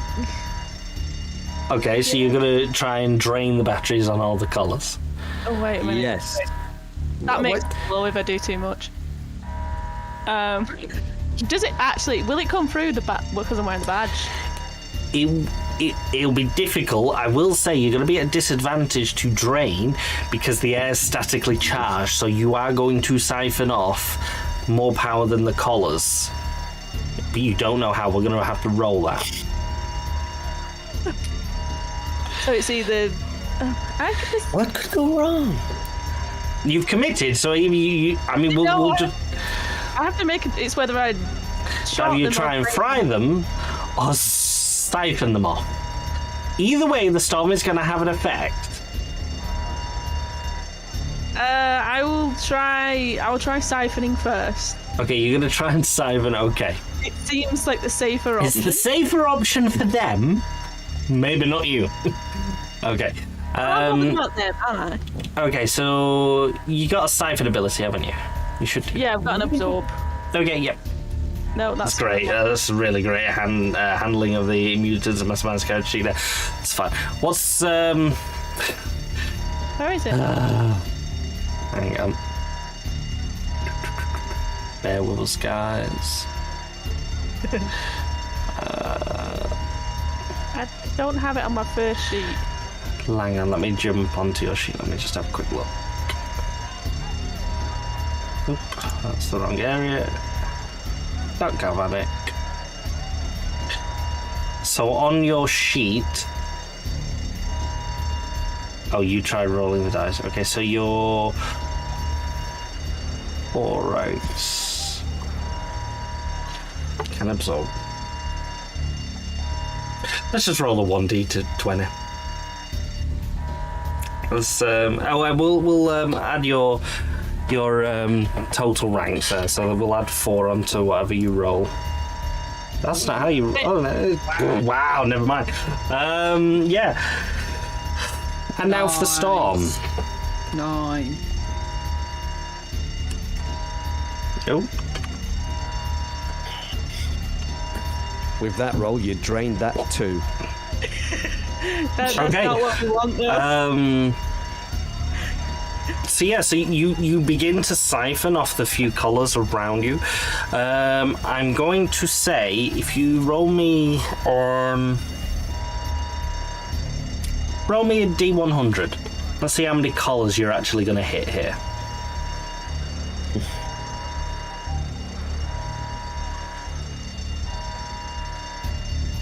Wow. Yeah, so you kind of discreetly, you're able to feel the presence of around 75 colours worth of mutants. There's probably about a quarter of all the mutants that are kind of gathered around, just FYI. And you begin to siphon that power. You do feel a little extra of a spark in you as you are siphoning them off, and you build up a lot of energy.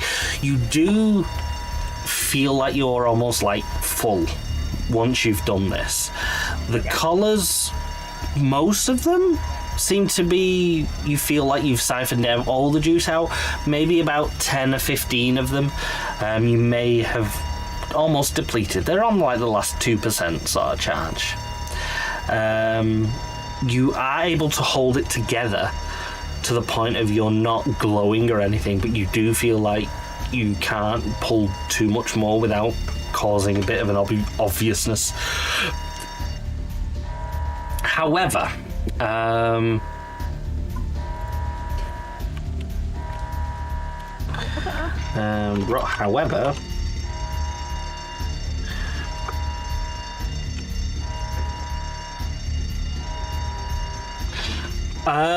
however, probably about half, well, slightly less than half of the mutants that you've done kind of turn around and look at you.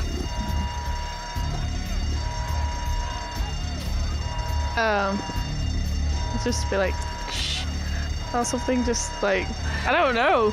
I didn't think this far ahead. And we're gonna leave that right there and go back to the hall. Yes. We're still standing there with our arms up, aren't we? You're all stood there with your arms up. So it's now is the time to make your decision. Are you going along with it, or are you going to fight? The guards fight are with our arms up. swarming around you Yeah. at this point. Let's see. My mental blast. How wide? 6 foot wide. How far from each other are they standing? So every square is about 5 foot. Okay, so I can't hit 2. Yeah, none of them are within One. 6 foot of each other. They're all well trained and standing apart, pointing their guns at you right now. Well, even though it's not fully my idea, but I do like that idea. It was in the chat. I want to try to use my telekinetic to loosen some of the bullets from the guns. As in, let them drop their magazines. Yeah. Okay, this is going to be somewhat precisioned. Let's roll your ability. Let's see how well you're going to be able to pull this off. What ability do you want? The move object, or? You're moving up the object of the bullets. There.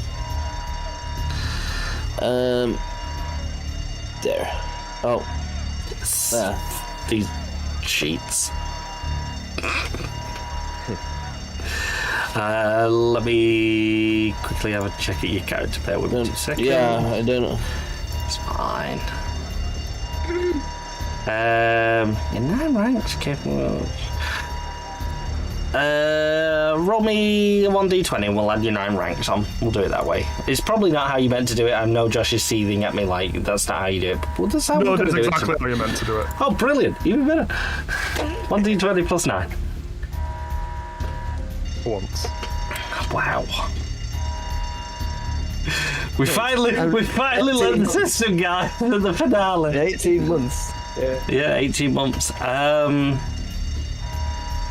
Okay, 15. Okay, I'm gonna let you roll a 1d3 to see how many guards you're able to do this to.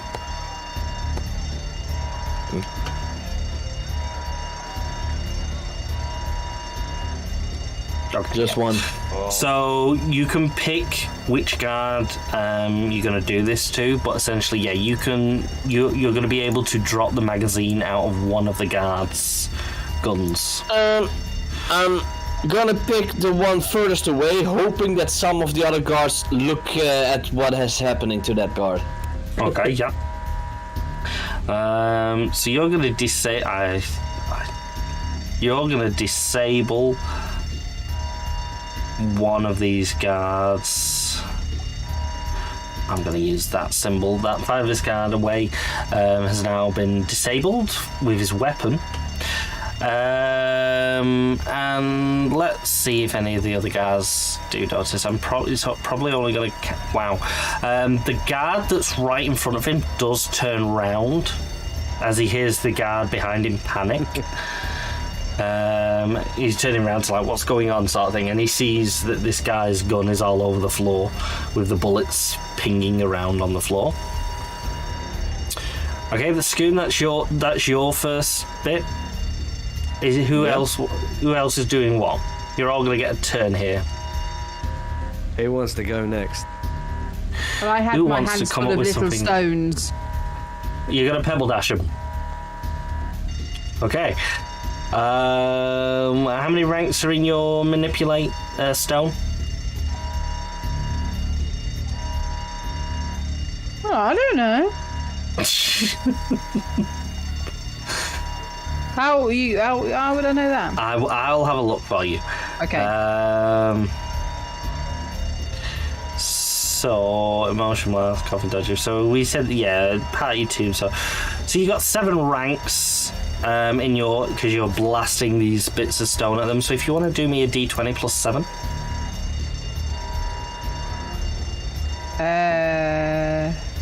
Oh, there you go.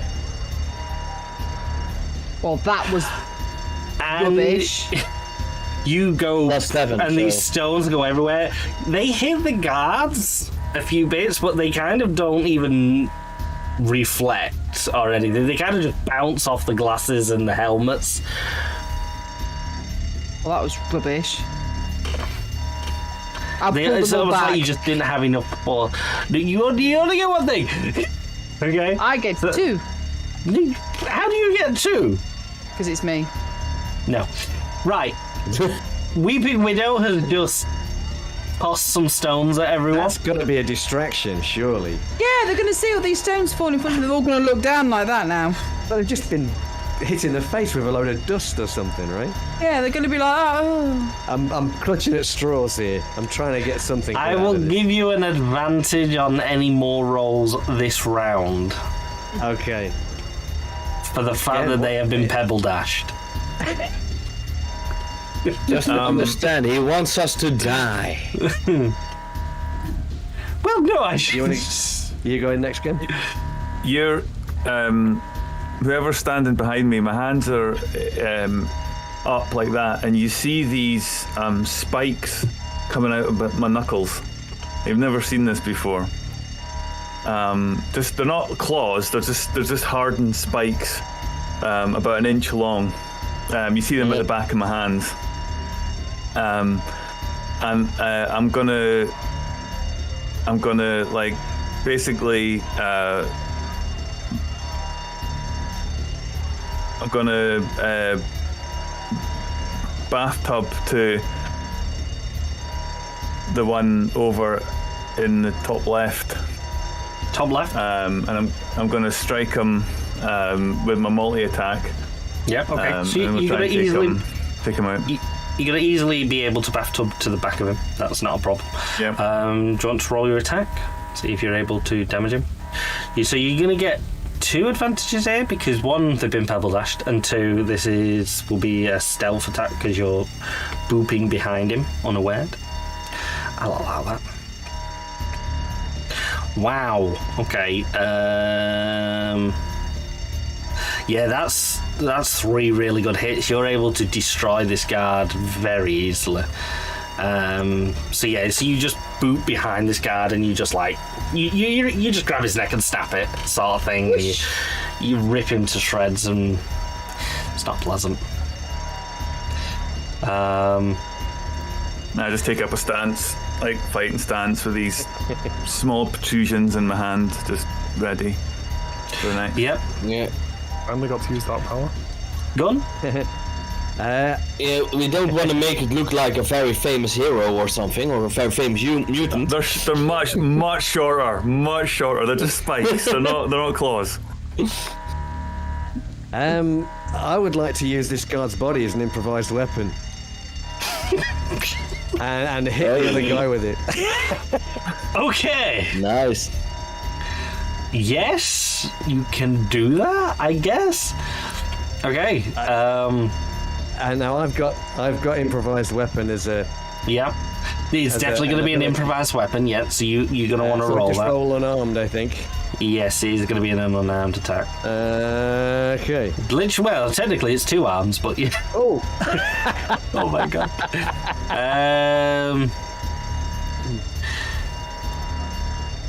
Which guard were you swinging at? Bear in mind the two that are. Of Widow is the nearest one to me, I think. Okay, so you're kind of. As you're swinging round, you're kind of lobbing this guard over Widow. If I step forward and I'll just chuck this guard at this guy. That one there. Yeah.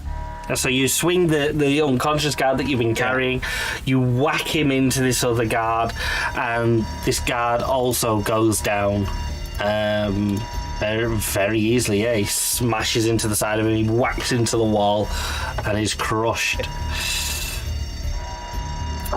So he's also now unconscious. You've all had a quick turn. One of the guards nearest to the door quickly runs out the door. Uh-oh. And as he does, he's radioing in. Mutants in the radio tower, mutants! We know! And... That's what they're supposed to be doing! yeah, no, unfortunately not. And the other guy takes a couple of steps forward and he's going to shoot at the closest person, which unfortunately is Brian.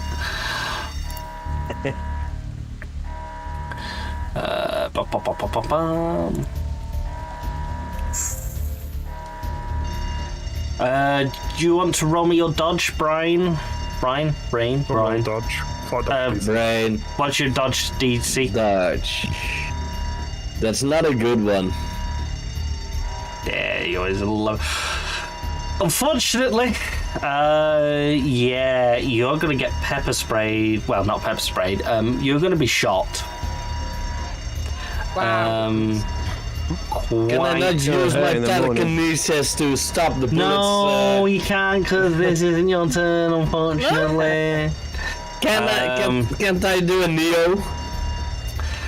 This is actually quite a significant shot for you as well. This is going to incapacitate you. You're going to take several bullets all over.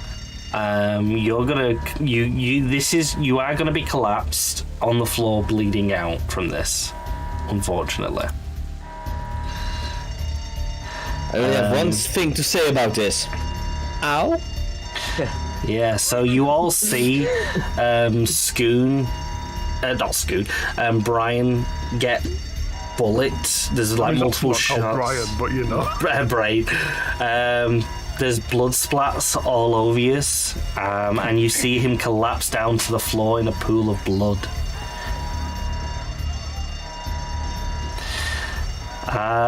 It's your guys' initiative round again.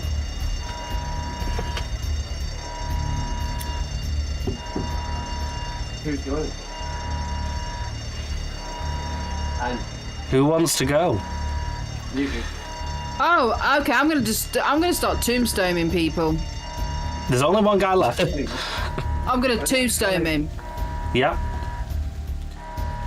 You muted Yeah. Mark, sorry. I'm gonna tombstone. Yeah, okay. Roll me your ability. I don't think it's gonna work. No, it's not gonna work. No, on your front page you should have tombstone ability, sorry. Oh, not on okay, your powers. sorry. Should be under one of your attacks. I'm sure we did. Yeah, we did. There it is. Yeah, there you go.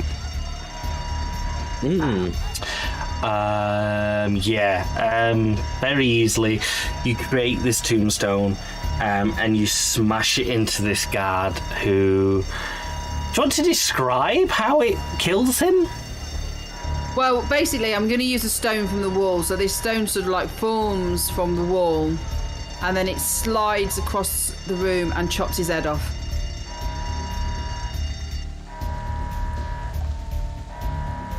You're even more badass and tough. Yeah, you didn't get this on Nickelodeon.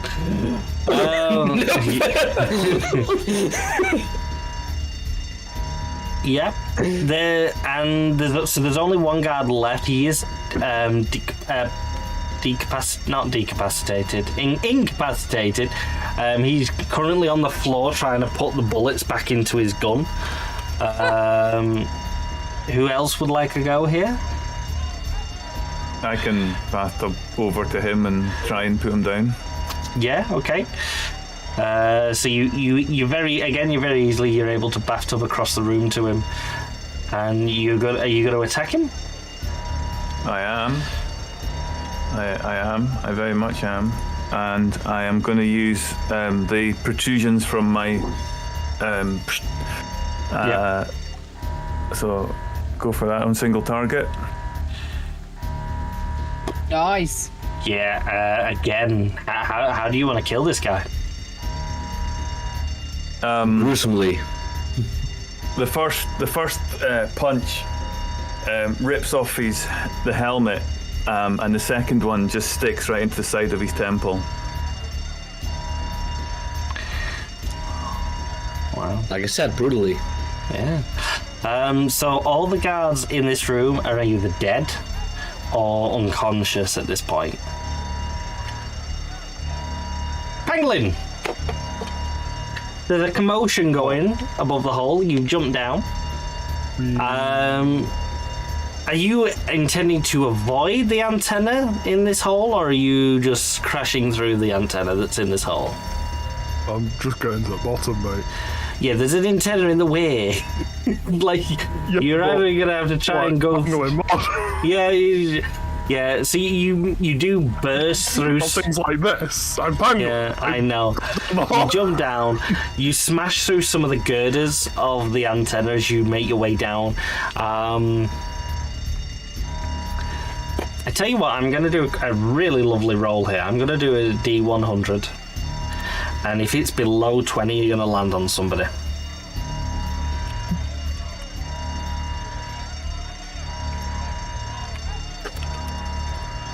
One aim for a guard. Oh no. 92. No. But unfortunately, you just slap bang in the middle, and there's no one right next to you. But the people who are down there are all in lab coats. You don't hear the alarm as much at the bottom of this hole.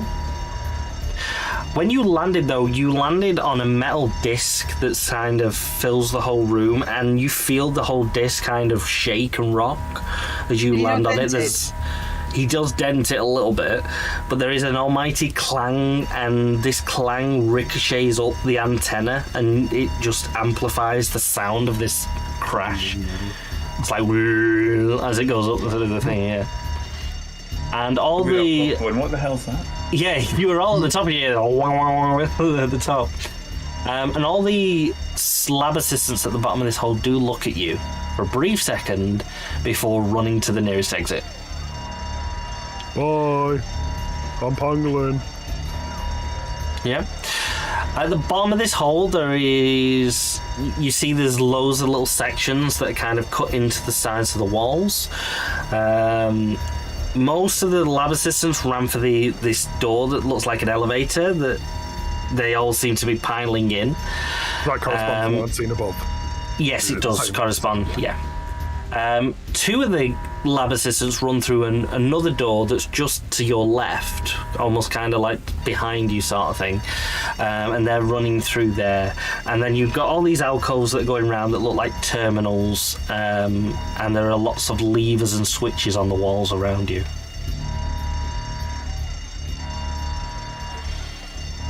Right,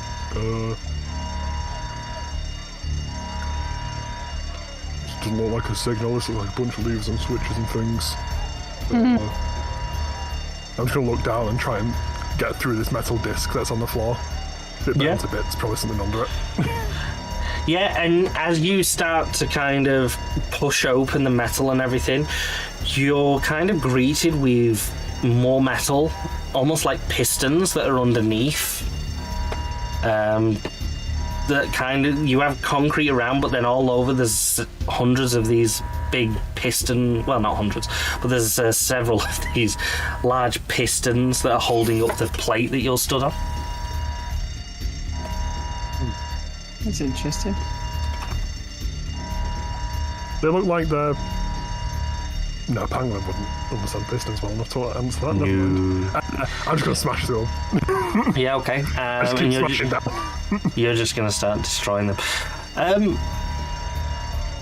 Roll me a perception. Intentionally going downwards, but I'm just smashing downwards. Yeah.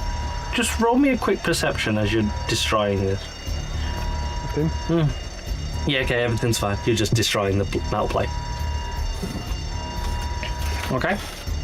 Good enough for me. Doc Galvanic. You're stood around outside the whole camp site thing area. There's about 40 mutants all staring at you. One of them raises their arms. She's using her powers. And there is a wave of shock and awe moving very quickly away from you as everyone is staring at you and pointing at you.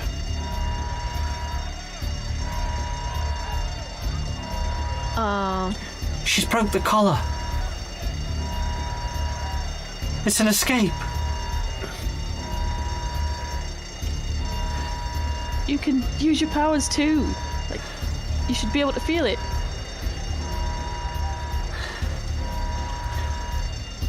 Some of the faces that are staring at you don't look happy.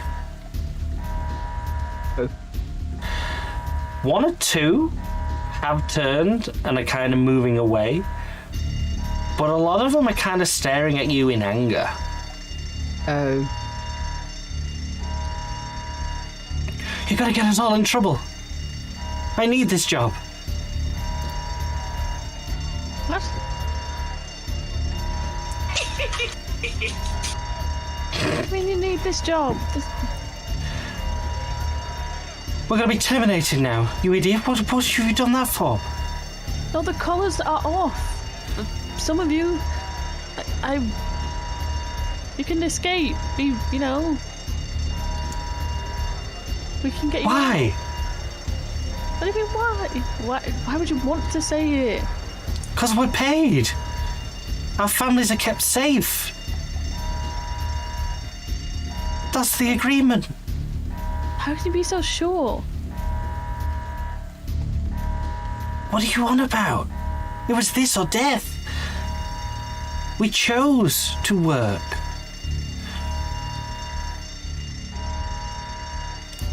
A few of them are kind of shouting over at some of the guards and calling the guards over. Well, shit. I think I'm gonna have to try. I think I'm gonna try and get back inside. I think. Okay, how are you doing this? Are you just gonna run back down the door? Are you gonna fly over the walls? Well, I'm gonna just try and head towards the facility. If they're calling the guards over, I don't want to fly. Yep. I'm just gonna try and head back down. So you're gonna head back the way you've just come out of the exit. Yeah, I'm gonna try and get back in that way. Yeah, none of the mutants are going to grab hold of you or kind of stop you, but they are going to be shouting at the guards, "She's going this way!" as you run back down the little door trap that you all came out of, and you're back in the corridors. They're a little bit emptier now, seeing as everyone's out. You have signs for a lot of site places right now in front of you, and colours going in every direction of the corridors you're in.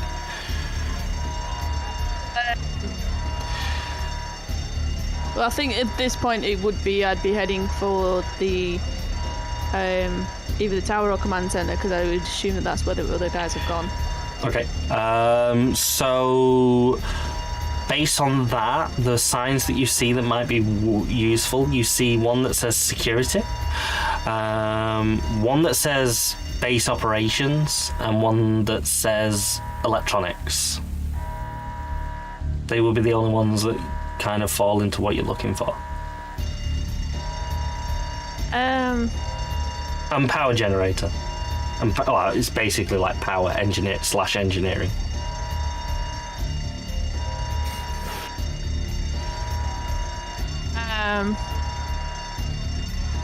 I would think I would go for base operations first. Okay. Yeah, and you're gonna follow this colour down the corridors, heading for the base operations. Okay. Everyone in the building, in the at the top of the antenna. What are we doing? Dying. Well, yes, you are. Yeah, I'm gonna go rush over and check his pulse. It's weak. There's. Your pulse is weak, old man. You can see there's at least I'm 3 young. or 4 blood, like, I don't know what you call them. Well, the bullet wounds that you can see where the blood's spreading across his clothes. There's at least 4 of them. Are our comms working? No.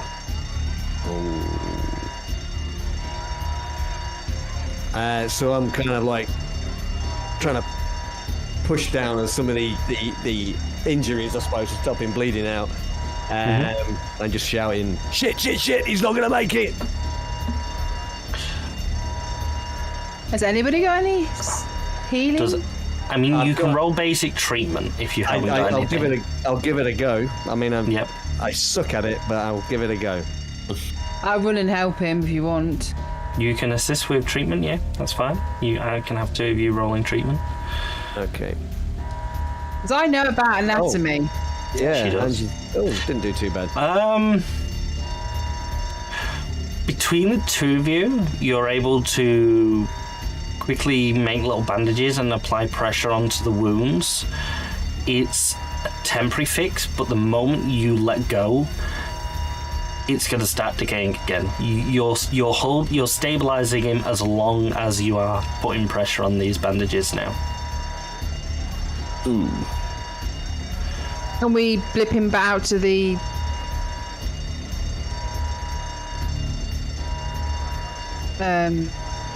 Well, we haven't got time. Gem's on top of the antenna, looking at it. I've gone over to see what it is and see how it works and see what we can do to destroy it. And then When you go, roll me a perception.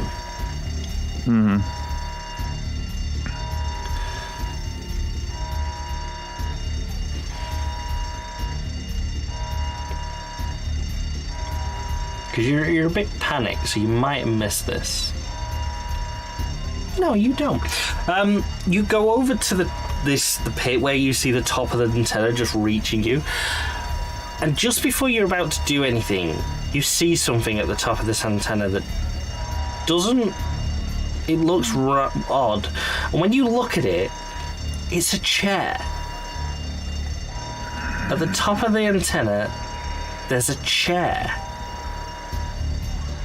Yep, Gem called it, so he knows what that is. He understands, and he just shakes his head and blips up and bathtubs up to where the chair is. Are there any wires or cables or connections at the back of the chair? All the wires, you see these big wires that are running up the antenna and down the antenna, all converge on this chair. Can I basically begin to try and slash through them? As you touch them, I'm going to tell you now, you feel a pulse, a hum of the wires themselves. They are live, and these are very heavy-duty wires. Oh yeah, okay. And I'm like, shit, where's Doc? And I just roar at the top of my voice. Pangolin! Doc! We need you! And I just shout wherever they are, because I know our comms are down, and I'm just roaring. And as you do this, you feel the tower shift. Pangolin. What? You're destroying the bottom of this tower, Yeah. breaking the plates. No one has come in to stop you. You're breaking through.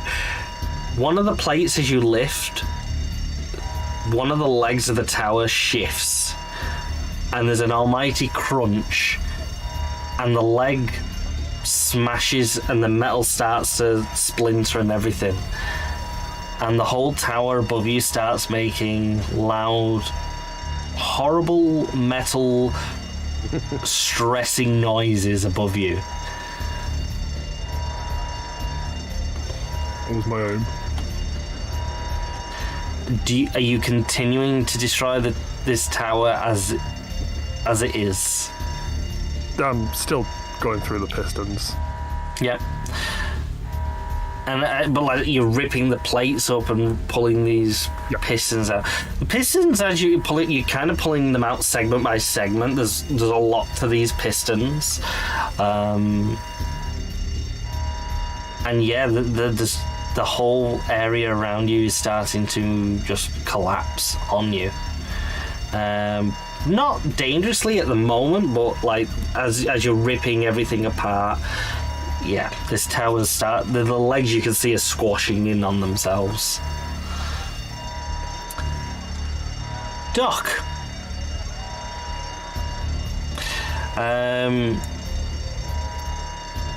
You end this corridor. The band that you've been following disappears and kind of splits into multiple different lines now. And you have main operations, radio, and top secret. It's quite amazing that they've labelled this top secret. It's quite funny.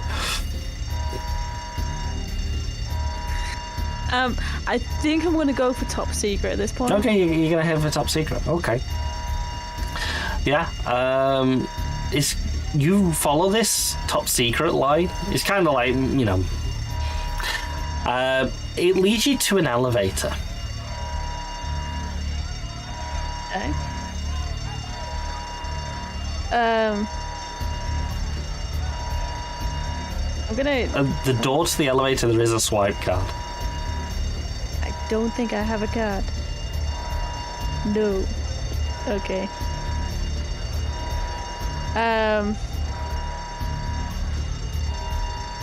Yeah, I don't think I'm going to be able to get in.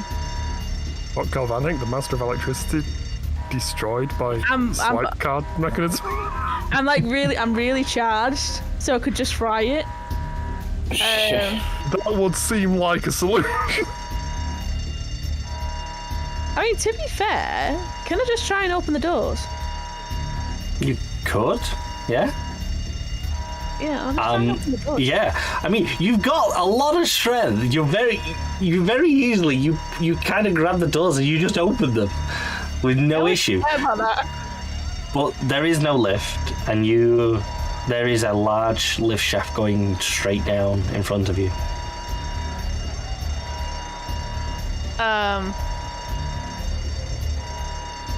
Fly. Yeah, I fly down. Yeah.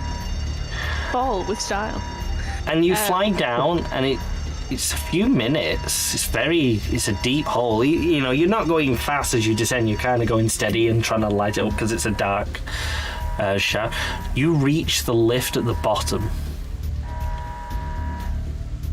There has been no other doors until this. You estimate that you're probably about 30 to 40 floors down. It's a long way down. Try and make my way through. Yeah. Roll perception. Perception. Yeah, as you land on this top of the lift, you do clock like a little emergency hatch on top of the lift that you could open up. Yeah. Okay. And you drop down into the lift. You're now in the lift at the bottom of the shaft. I'll open the doors. Yep. And again, you kind of just, without any effort, you just push your fingers through the doors and open them up. You hear a bit of a motor whine as you do it, but no issue. And you're in a very nice apartment. It's almost like a little studio apartment. And there is a young lady staring at you who's just kind of on one of the sofas. You can't hear the alarms or anything from down here. all you can hear is a nice fireplace. And just her, she's kind of looking at you. Can I help you?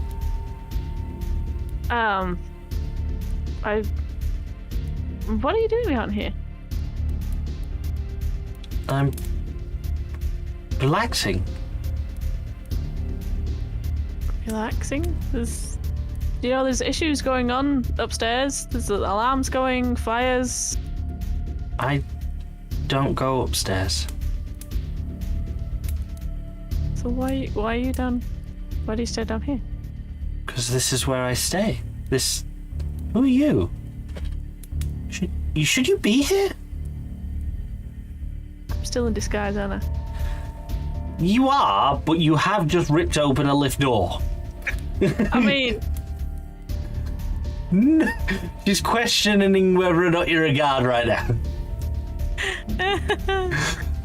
Most of the security guards don't rip open the lift doors. They usually swipe the cards. This guard's a free shredded wheat kind of guy, though. What's the point of hiring guards if they aren't strong? Yeah, right? true.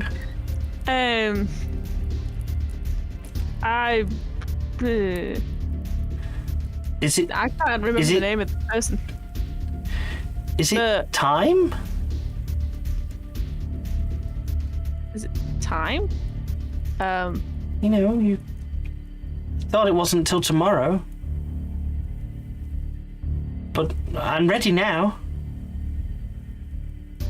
I mean,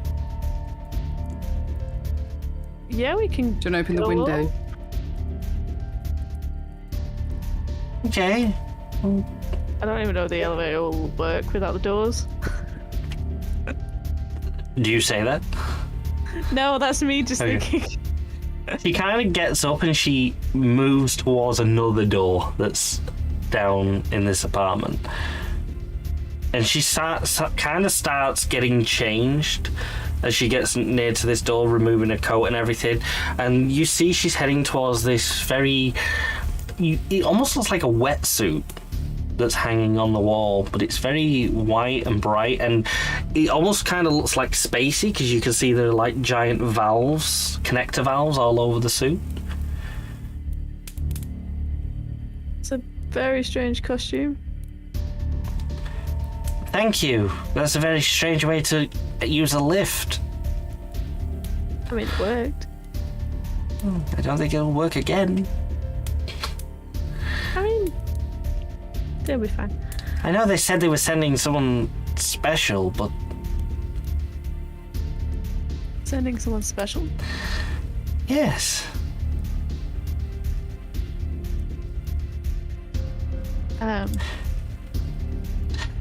What? As you say this and she gets to this suit, you see her hand reaching for a big red button that's on the wall.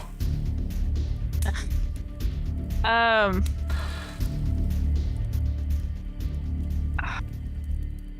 big red button is bad news, isn't it? No, most big red buttons are really great. They usually just like give you candy and shit.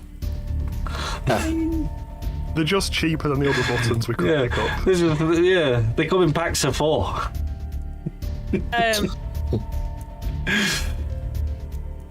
Ooh, what does this button do? I'll just shout out to tell to just wait. Don't do that. And she pauses I'm not and here looks to, at you. I'm not here to harm you or anything. I didn't know you were here. So it's not time? No. It is not time. Are you a guard? At the moment. I'm a guard of sorts.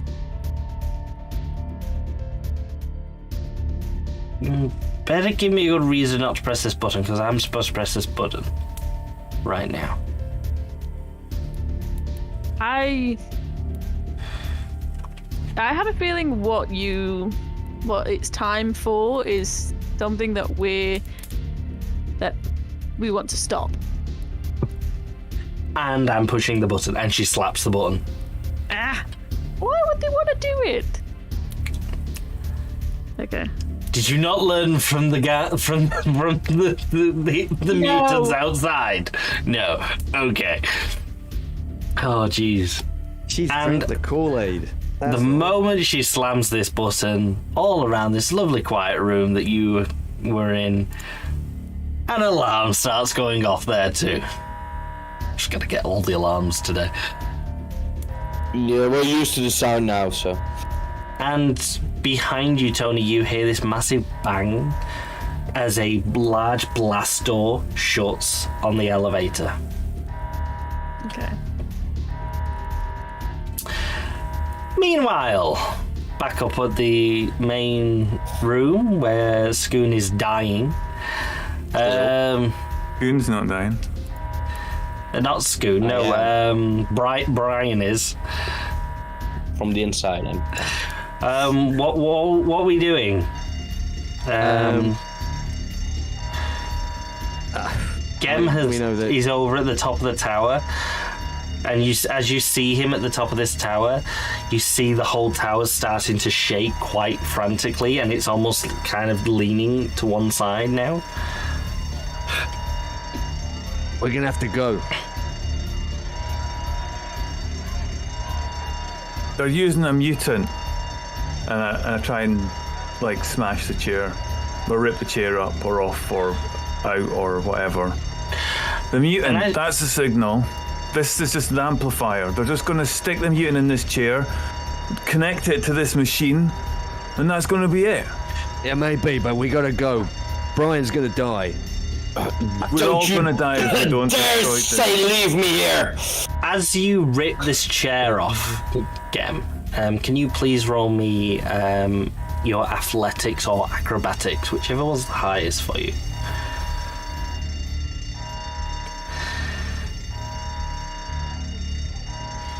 Those numbers look big. Yes, and as you rip this chair off, suddenly giant bolts of electricity go shooting past your face.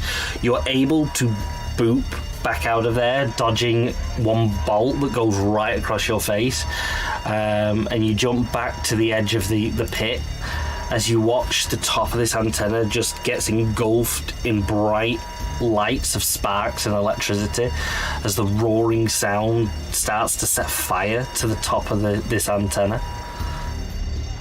And it's moving, and it's getting close. And it is moving, and it's slowly going down. It's coming our way. Right, okay. I'm gonna draw my gun, and I'm gonna grab a hold of Brian. I'm gonna make for the door, and I just kind of look down and say, "Sorry about this, mate."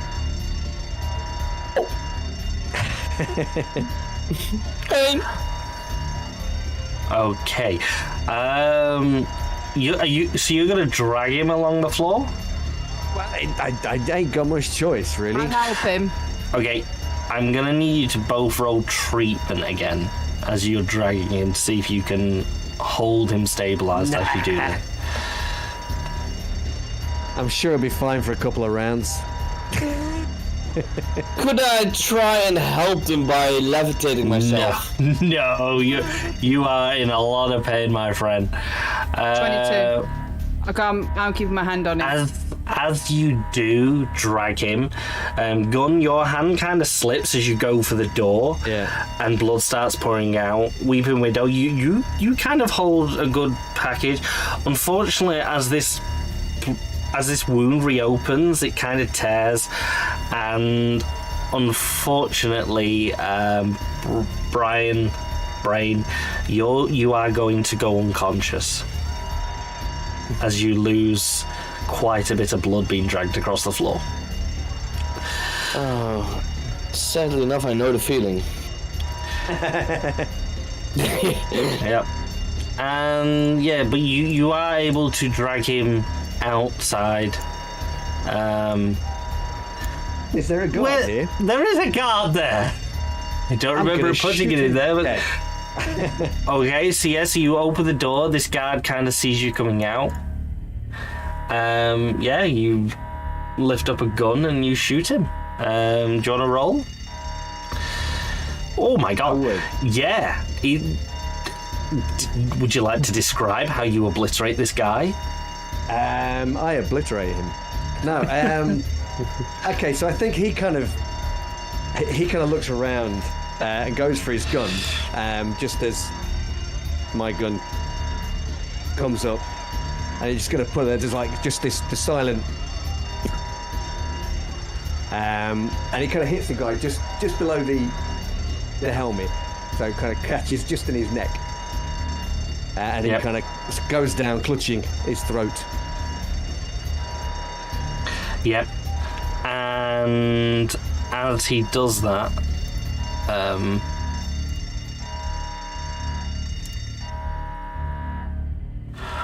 unfortunately, one of the guards at the far end does see this. He sees something going on. He's not raised an alarm, but he is now heading your way. Okay. Our tombstone, Moon, as I see him approaching us. You gotta tombstone this guy. If you want to do a tombstone, I'm gonna ask you to recheck your treatment on Scoon, because this is going to require I roll your attention. tombstone and then treatment. First, if you commit, I'll let you roll tombstone, and then we'll see the treatment situation. Because I'll stand up, tombstone, and put my foot on the bleeding bit. Otherwise, the tombstone you're going to make is going to say, "Here lies brain matter." Yes, you fling this tombstone out of the wall from behind you. It clips this guard's head and immediately goes down, but he's not dead.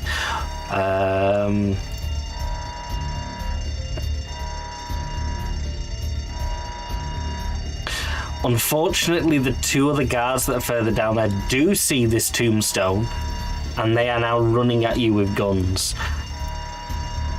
And your treatment, wow, okay. Even with, like, as you're doing this, you do put your foot down on Scoon, and you do manage to keep that pressure applied on the wounds. Although, you do hear a crack as your foot comes down on his chest. Oh, brain. It's only rib, it's fine. Rib.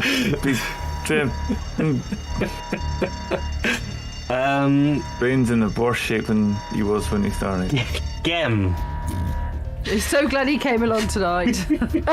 Gem is looking at the destruction that's happening on the tower and is massively concerned that it isn't quite enough to destroy this thing. Does it look like this is about to collapse into a... It kind of looks... It's kind of waving back towards the centre. Oh, shit. So it's kind of like... still standing. It is still standing at the moment. It is on fire at the top, though. Yeah, that's easy dealt with, unfortunately. Gem looks down the pit. Can he see likely struts that are holding this thing in place, that are supporting it, that are stopping it? There's no struts going from the walls to this tower. But you do noticeably hear large bangs and rips of metal coming from down at the bottom of the pit. Oh. I know... I need to... I want to level this thing. The most important thing in Gem's mind is to destroy the means of which the power is going to destroy all of the mutants. And so he has done enough. It's on fire on the top. He hears the noises. He knows what Pangolin's like. We've worked together. We've done... You don't really know it's Pangolin at this point. No, I know I don't. But I'm just thinking. I know that's where. I know that's where he would go to destroy something, and that's where the things obviously. I don't know. I need to figure out a way. There's nothing more. Is there anything that I can? Is there anything that I can explode on the side of this thing? Is there anything that can be Roll done me a to perception. hasten its? I need to just everything. If not, I'm jumping down the hole, and I'm going to be trying to look for I don't know, something that can topple it. Perception. No. Unfortunately, no. You don't see anything else that's obvious that might help. The thing's on fire. It's tilting, but it's not falling over. It needs help to be knocked over. It has to. Is there any big machines in this place that I could like ram in? Nothing like that, right? So Not I'm that gonna you see, no, unfortunately. Yeah, so I'm looking around and I'm just going, this thing needs to go over. How much is it protruding above the top of the... From like the foot level where your feet are, Floor it's level, probably yeah. up by another 10 feet. It's about 10 feet short of the roof as well. So like you're in a 20-foot tall little building right now. Right, and I'm looking at this thing. I'm not seeing anything. I need to... shit. I'm gonna... there's nothing to explode. There's no power. Not that you see. What? Okay, I'm done. I'll come back. Again, You just kind of okay. You're gonna kind of sit there. So I'll let you have another roll in a bit if you're gonna stay there and kind of just panic and look around to see what you can do. I'm looking at it. I'm trying to look for something to make sure that this tower just explodes, collapses, whatever, anything just to get rid of it. So that's Okay, Pangolin. As you rip one of the pistons up, oil and everything starts spraying around you. Ew. And hydraulic fluid. And it has a really strong smell. Roll me a perception. Right. Yeah. Honest. And as you rip up these hydraulics and like the oil and everything starts spraying out on the floor and everything, you see it's kind of spreading out on the floor, and not too far, the last piston that you ripped up, there's a few sparks coming from it. Uh-oh. I'm gonna try and climb my way back out of the hole I've made. This looks promising. Are you climbing up the tower? Not up the tower, but just out of the hole where the Just- pistons were. Okay, yeah, that's fine. Be a bit more clear of potential explosion. Yeah. So you begin climbing up through, up this giant pit with the antenna in. Doc Galvanic.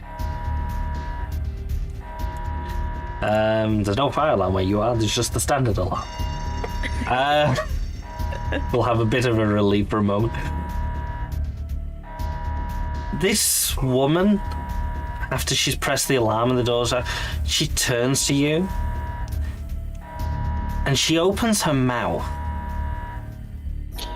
and all of a sudden it's like nails on the chalkboard in your ears. All you can hear is pain, high frequencies. You can even begin to feel the trickle of blood coming out of your ears.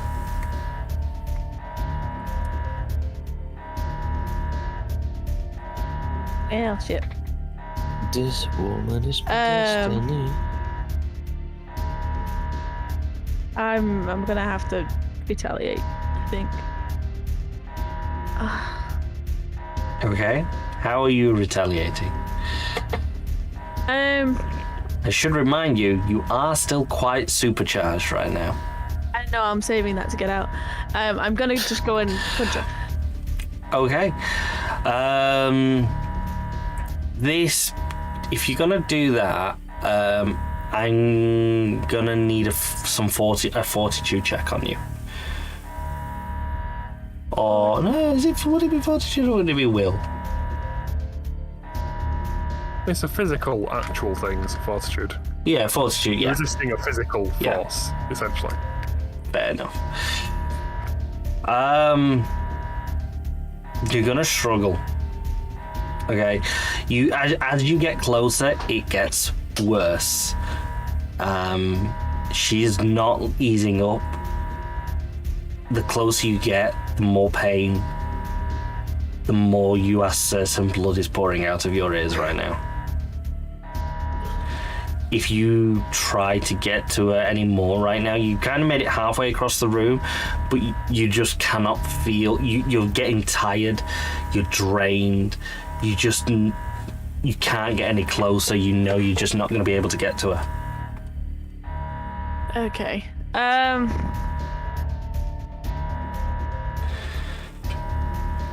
So I think what I'll do instead is I'm going to try and blast through the steel door. Get out. Okay, so you're going to turn around and head back to the steel doors? Yes, I think that's what I'm going to do. Okay. As you get to the door, roll me a perception.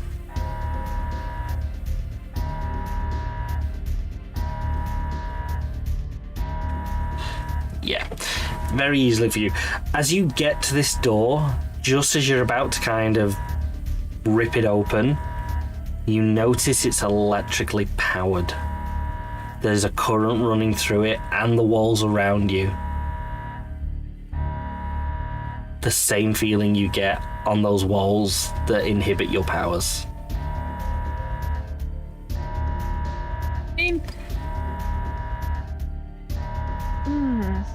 Okay.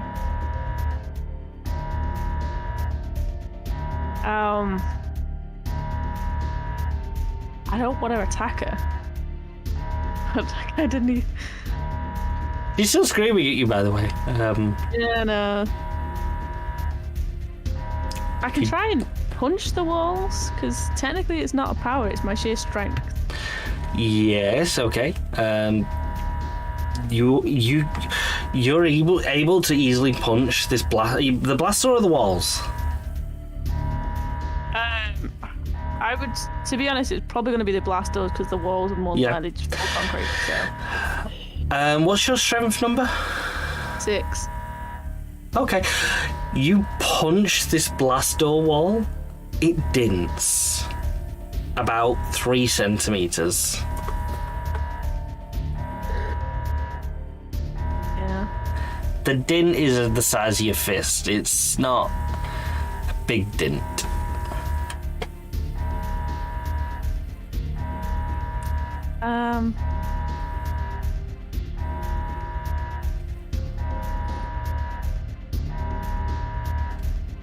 I don't want to kill her. And on that thought, we will head back up to our trio of our ambulance crew. Gun, Weeping Widow, and the pretty unconscious Brian. You're outside. The fire alarm is going off up here, unfortunately. So we'll bring that back. The guards are closing in on you now. They've reached the body of this guy who's just had his face smashed with a tombstone. They kind of slow a little bit as they see this, and they're lifting their guns, and again you see them on the radio calling it in. I'm running forward. I'm going to take a shot at this dude here. Yep. It's a 20. Okay, you shoot at him. It hits him in the shoulder, but he doesn't. He kind of very quickly still re-aims, sort of thing. Yeah.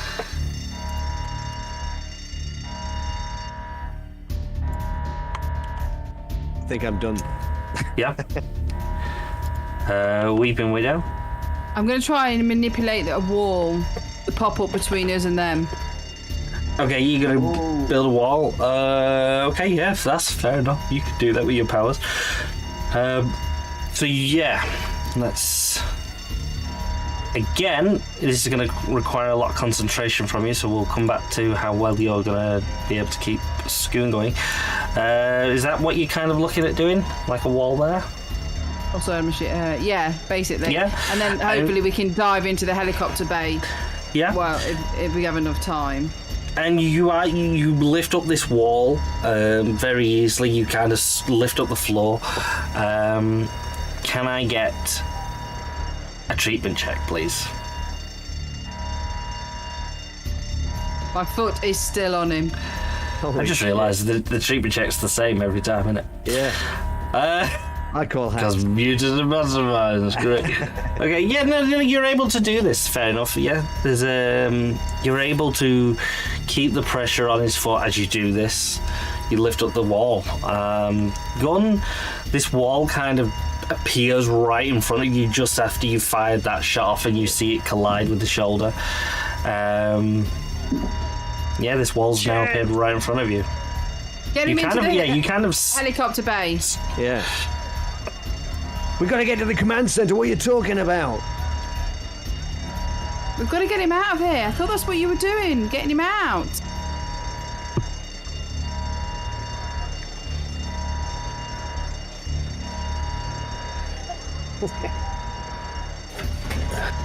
Are we not getting him out? Well, we are now, I guess. Pangolin. You're climbing up this pit.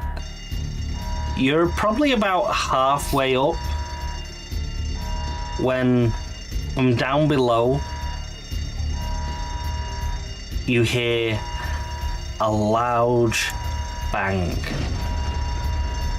That wasn't as loud as it needed to be. I still haven't fixed that. You just have to pretend it's louder. And you feel the air rush past you as there's this explosion, and as you kind of look over your shoulder, there's just fire and everything from underneath you. There's quickly a billow of smoke rising from this tower, and the antenna begins to collapse down. Well, that was a success. Gem. So I've been looking around for something to destroy it, and then in front of my eyes, it just begins to go. Yeah, you're kind of looking around, and all of a sudden you see this flash from at the bottom of the pit, and the whole tower makes this awful noise, and it moves towards one of the walls and smashes into it.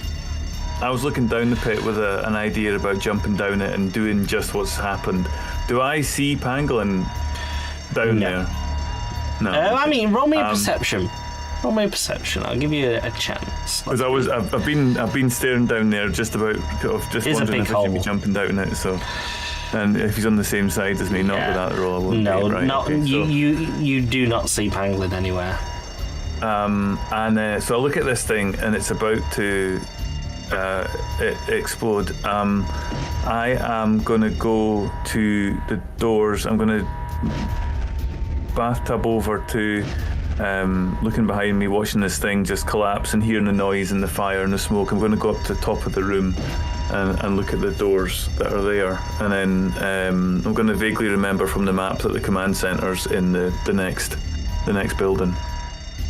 Okay, so you're heading to the command center. Okay. So you leave these doors up into this area above you, and as you turn to your right, you see some guards disappearing around the side of the building as they're running towards something. They do not appear to notice you exiting the building. Straight in front of you, you see these double doors to this building that you would assume is the command center. Have I got movement left to get to them? Yeah, you can easily make your way to the doors. Yep. Okay. So the doors are very thick, and there are two swipe cars on each side of the door. I just stick my fist in one of them. I'm just beyond caring at this point. I just smash it. You smash it.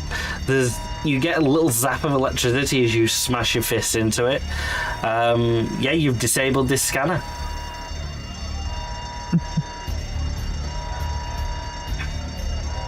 I'm fucking pissed off at this point because I can't get in. If I've got any movement left, I'll go up onto the roof of the building to see what's up there.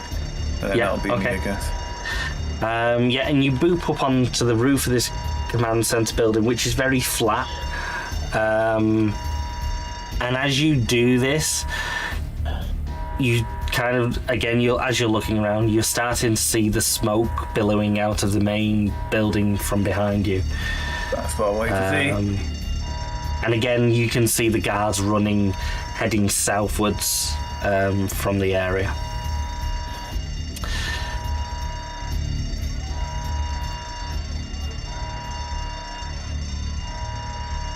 Right, this is... Oh, here we go.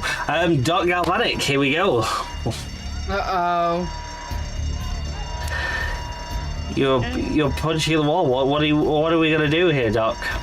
Right, I think... Right. So I've taken a lot of energy. Yep. So would I be glowing with this amount of energy if I didn't have the... Yes. Okay. So what I'm going to do is I'm going to turn the badge off. Okay. Yep, you can easily do that. You just kind of grab it and deactivate it. So yeah, so like she can see me glowing with all this energy, but I just literally... As you do this, she does stop, by the way. She kind of gets... What the hell? Sort of thing. The noise stops. You hear the alarms again. Not much better. No, it's worse. It's literally, I'm just going to be staring at it. It's like, look, I don't want to hurt you, but we have, like, you can't go ahead with it.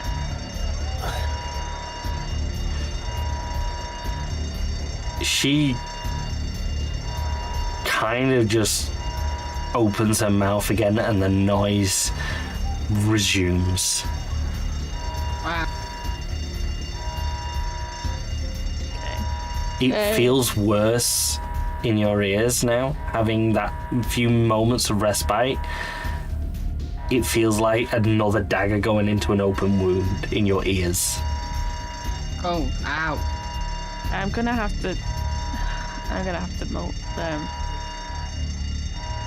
electric bullet. Oh shit. Blast him.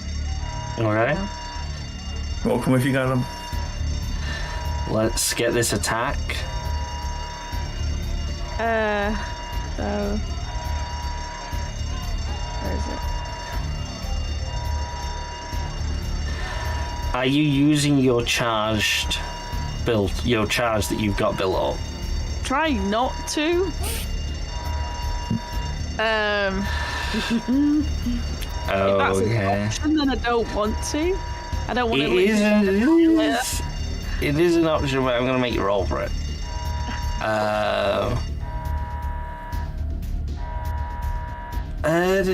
Roll me your intellect. See how much control you have over this. Because you are extra charged, it's good. I'm in a lot of pain. Not as much as I am. Yeah. Unfortunately, no. You reach out with your hand, Shit. and you're in that much pain, you just kind of release all your energy. Unlimited power! The bolts fly across the room. They smash into her. Wow. One of her, she has a gold tooth. You see it pop Oh. in and like explode out of her jaw. In moments, she is fried. Wow. The screaming stops as you release the last of your electricity on her, and her smouldering corpse drops to the floor. Oh my. Is she dead? No. She stands back up. This is only a flesh wound. Let me know if the condition changes.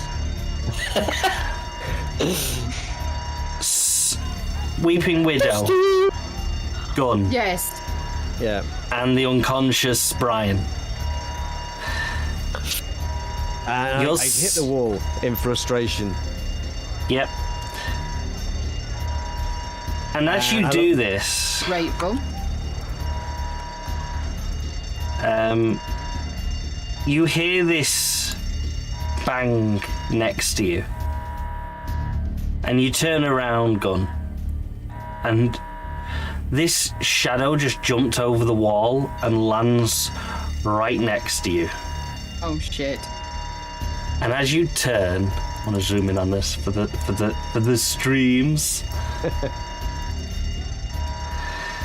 Landing right next to you on the other side of the wall, Oh shit. you see yourself. Oh And Weeping Widow, you look and you see Gun and Gun raise a gun at the other gun. Oh. That's a lot And of you- guns. And you hear this fire of guns go off. crap. Pangolin, Silenced again. Are we now going to see a gun kata fight? No, we ain't that good. No, Pangolin, Actually, you are climbing up this hole. The tower begins to fall down and is heading for you. Please roll me an agility check. You can take it. I can take it.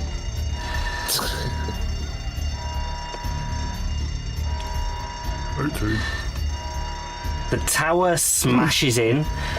You manage to move your hand just as it happens, but you begin to lose your grip on your last remaining hand and you begin to slide back down into the hole. As you do, the smoke passes you and you lose standard vision on anything around you. Doesn't matter, I know where I am. Yes, you do. You do. Yeah. you're right there. I'm here. You manage to get a Wherever you grip. go, there you are. You manage to get a grip just again as you see more metal coming crashing down, scraping the wall near you. It's coming right for you. I can take it. You gonna I'm brace? trying to climb out. Okay. Yeah, and you start dodging this pillar as this tower's scraping and falling down. All of a sudden, you hear this large electric zappingness, and through the smoke, you see this large blinding light coming towards you that looks like the top of the tower. Shit. Roll me one more agility, please. Ooh, shiny. He's not attracted to the light, Oh. is he? This blinding light smashes into you. You feel the electricity pulse around you, and for a moment, you let go of the wall.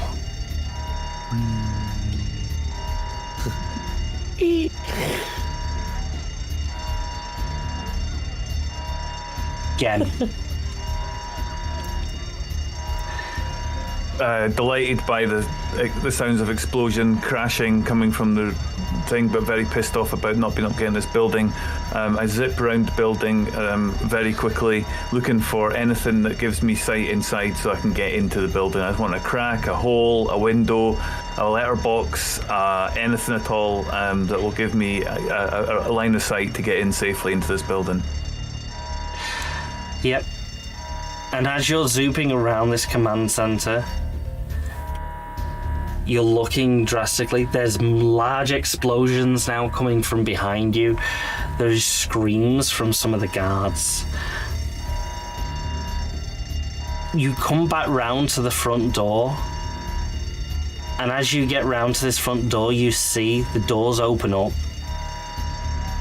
A dozen guards start piling out, and right in front of you is Walter Hugh.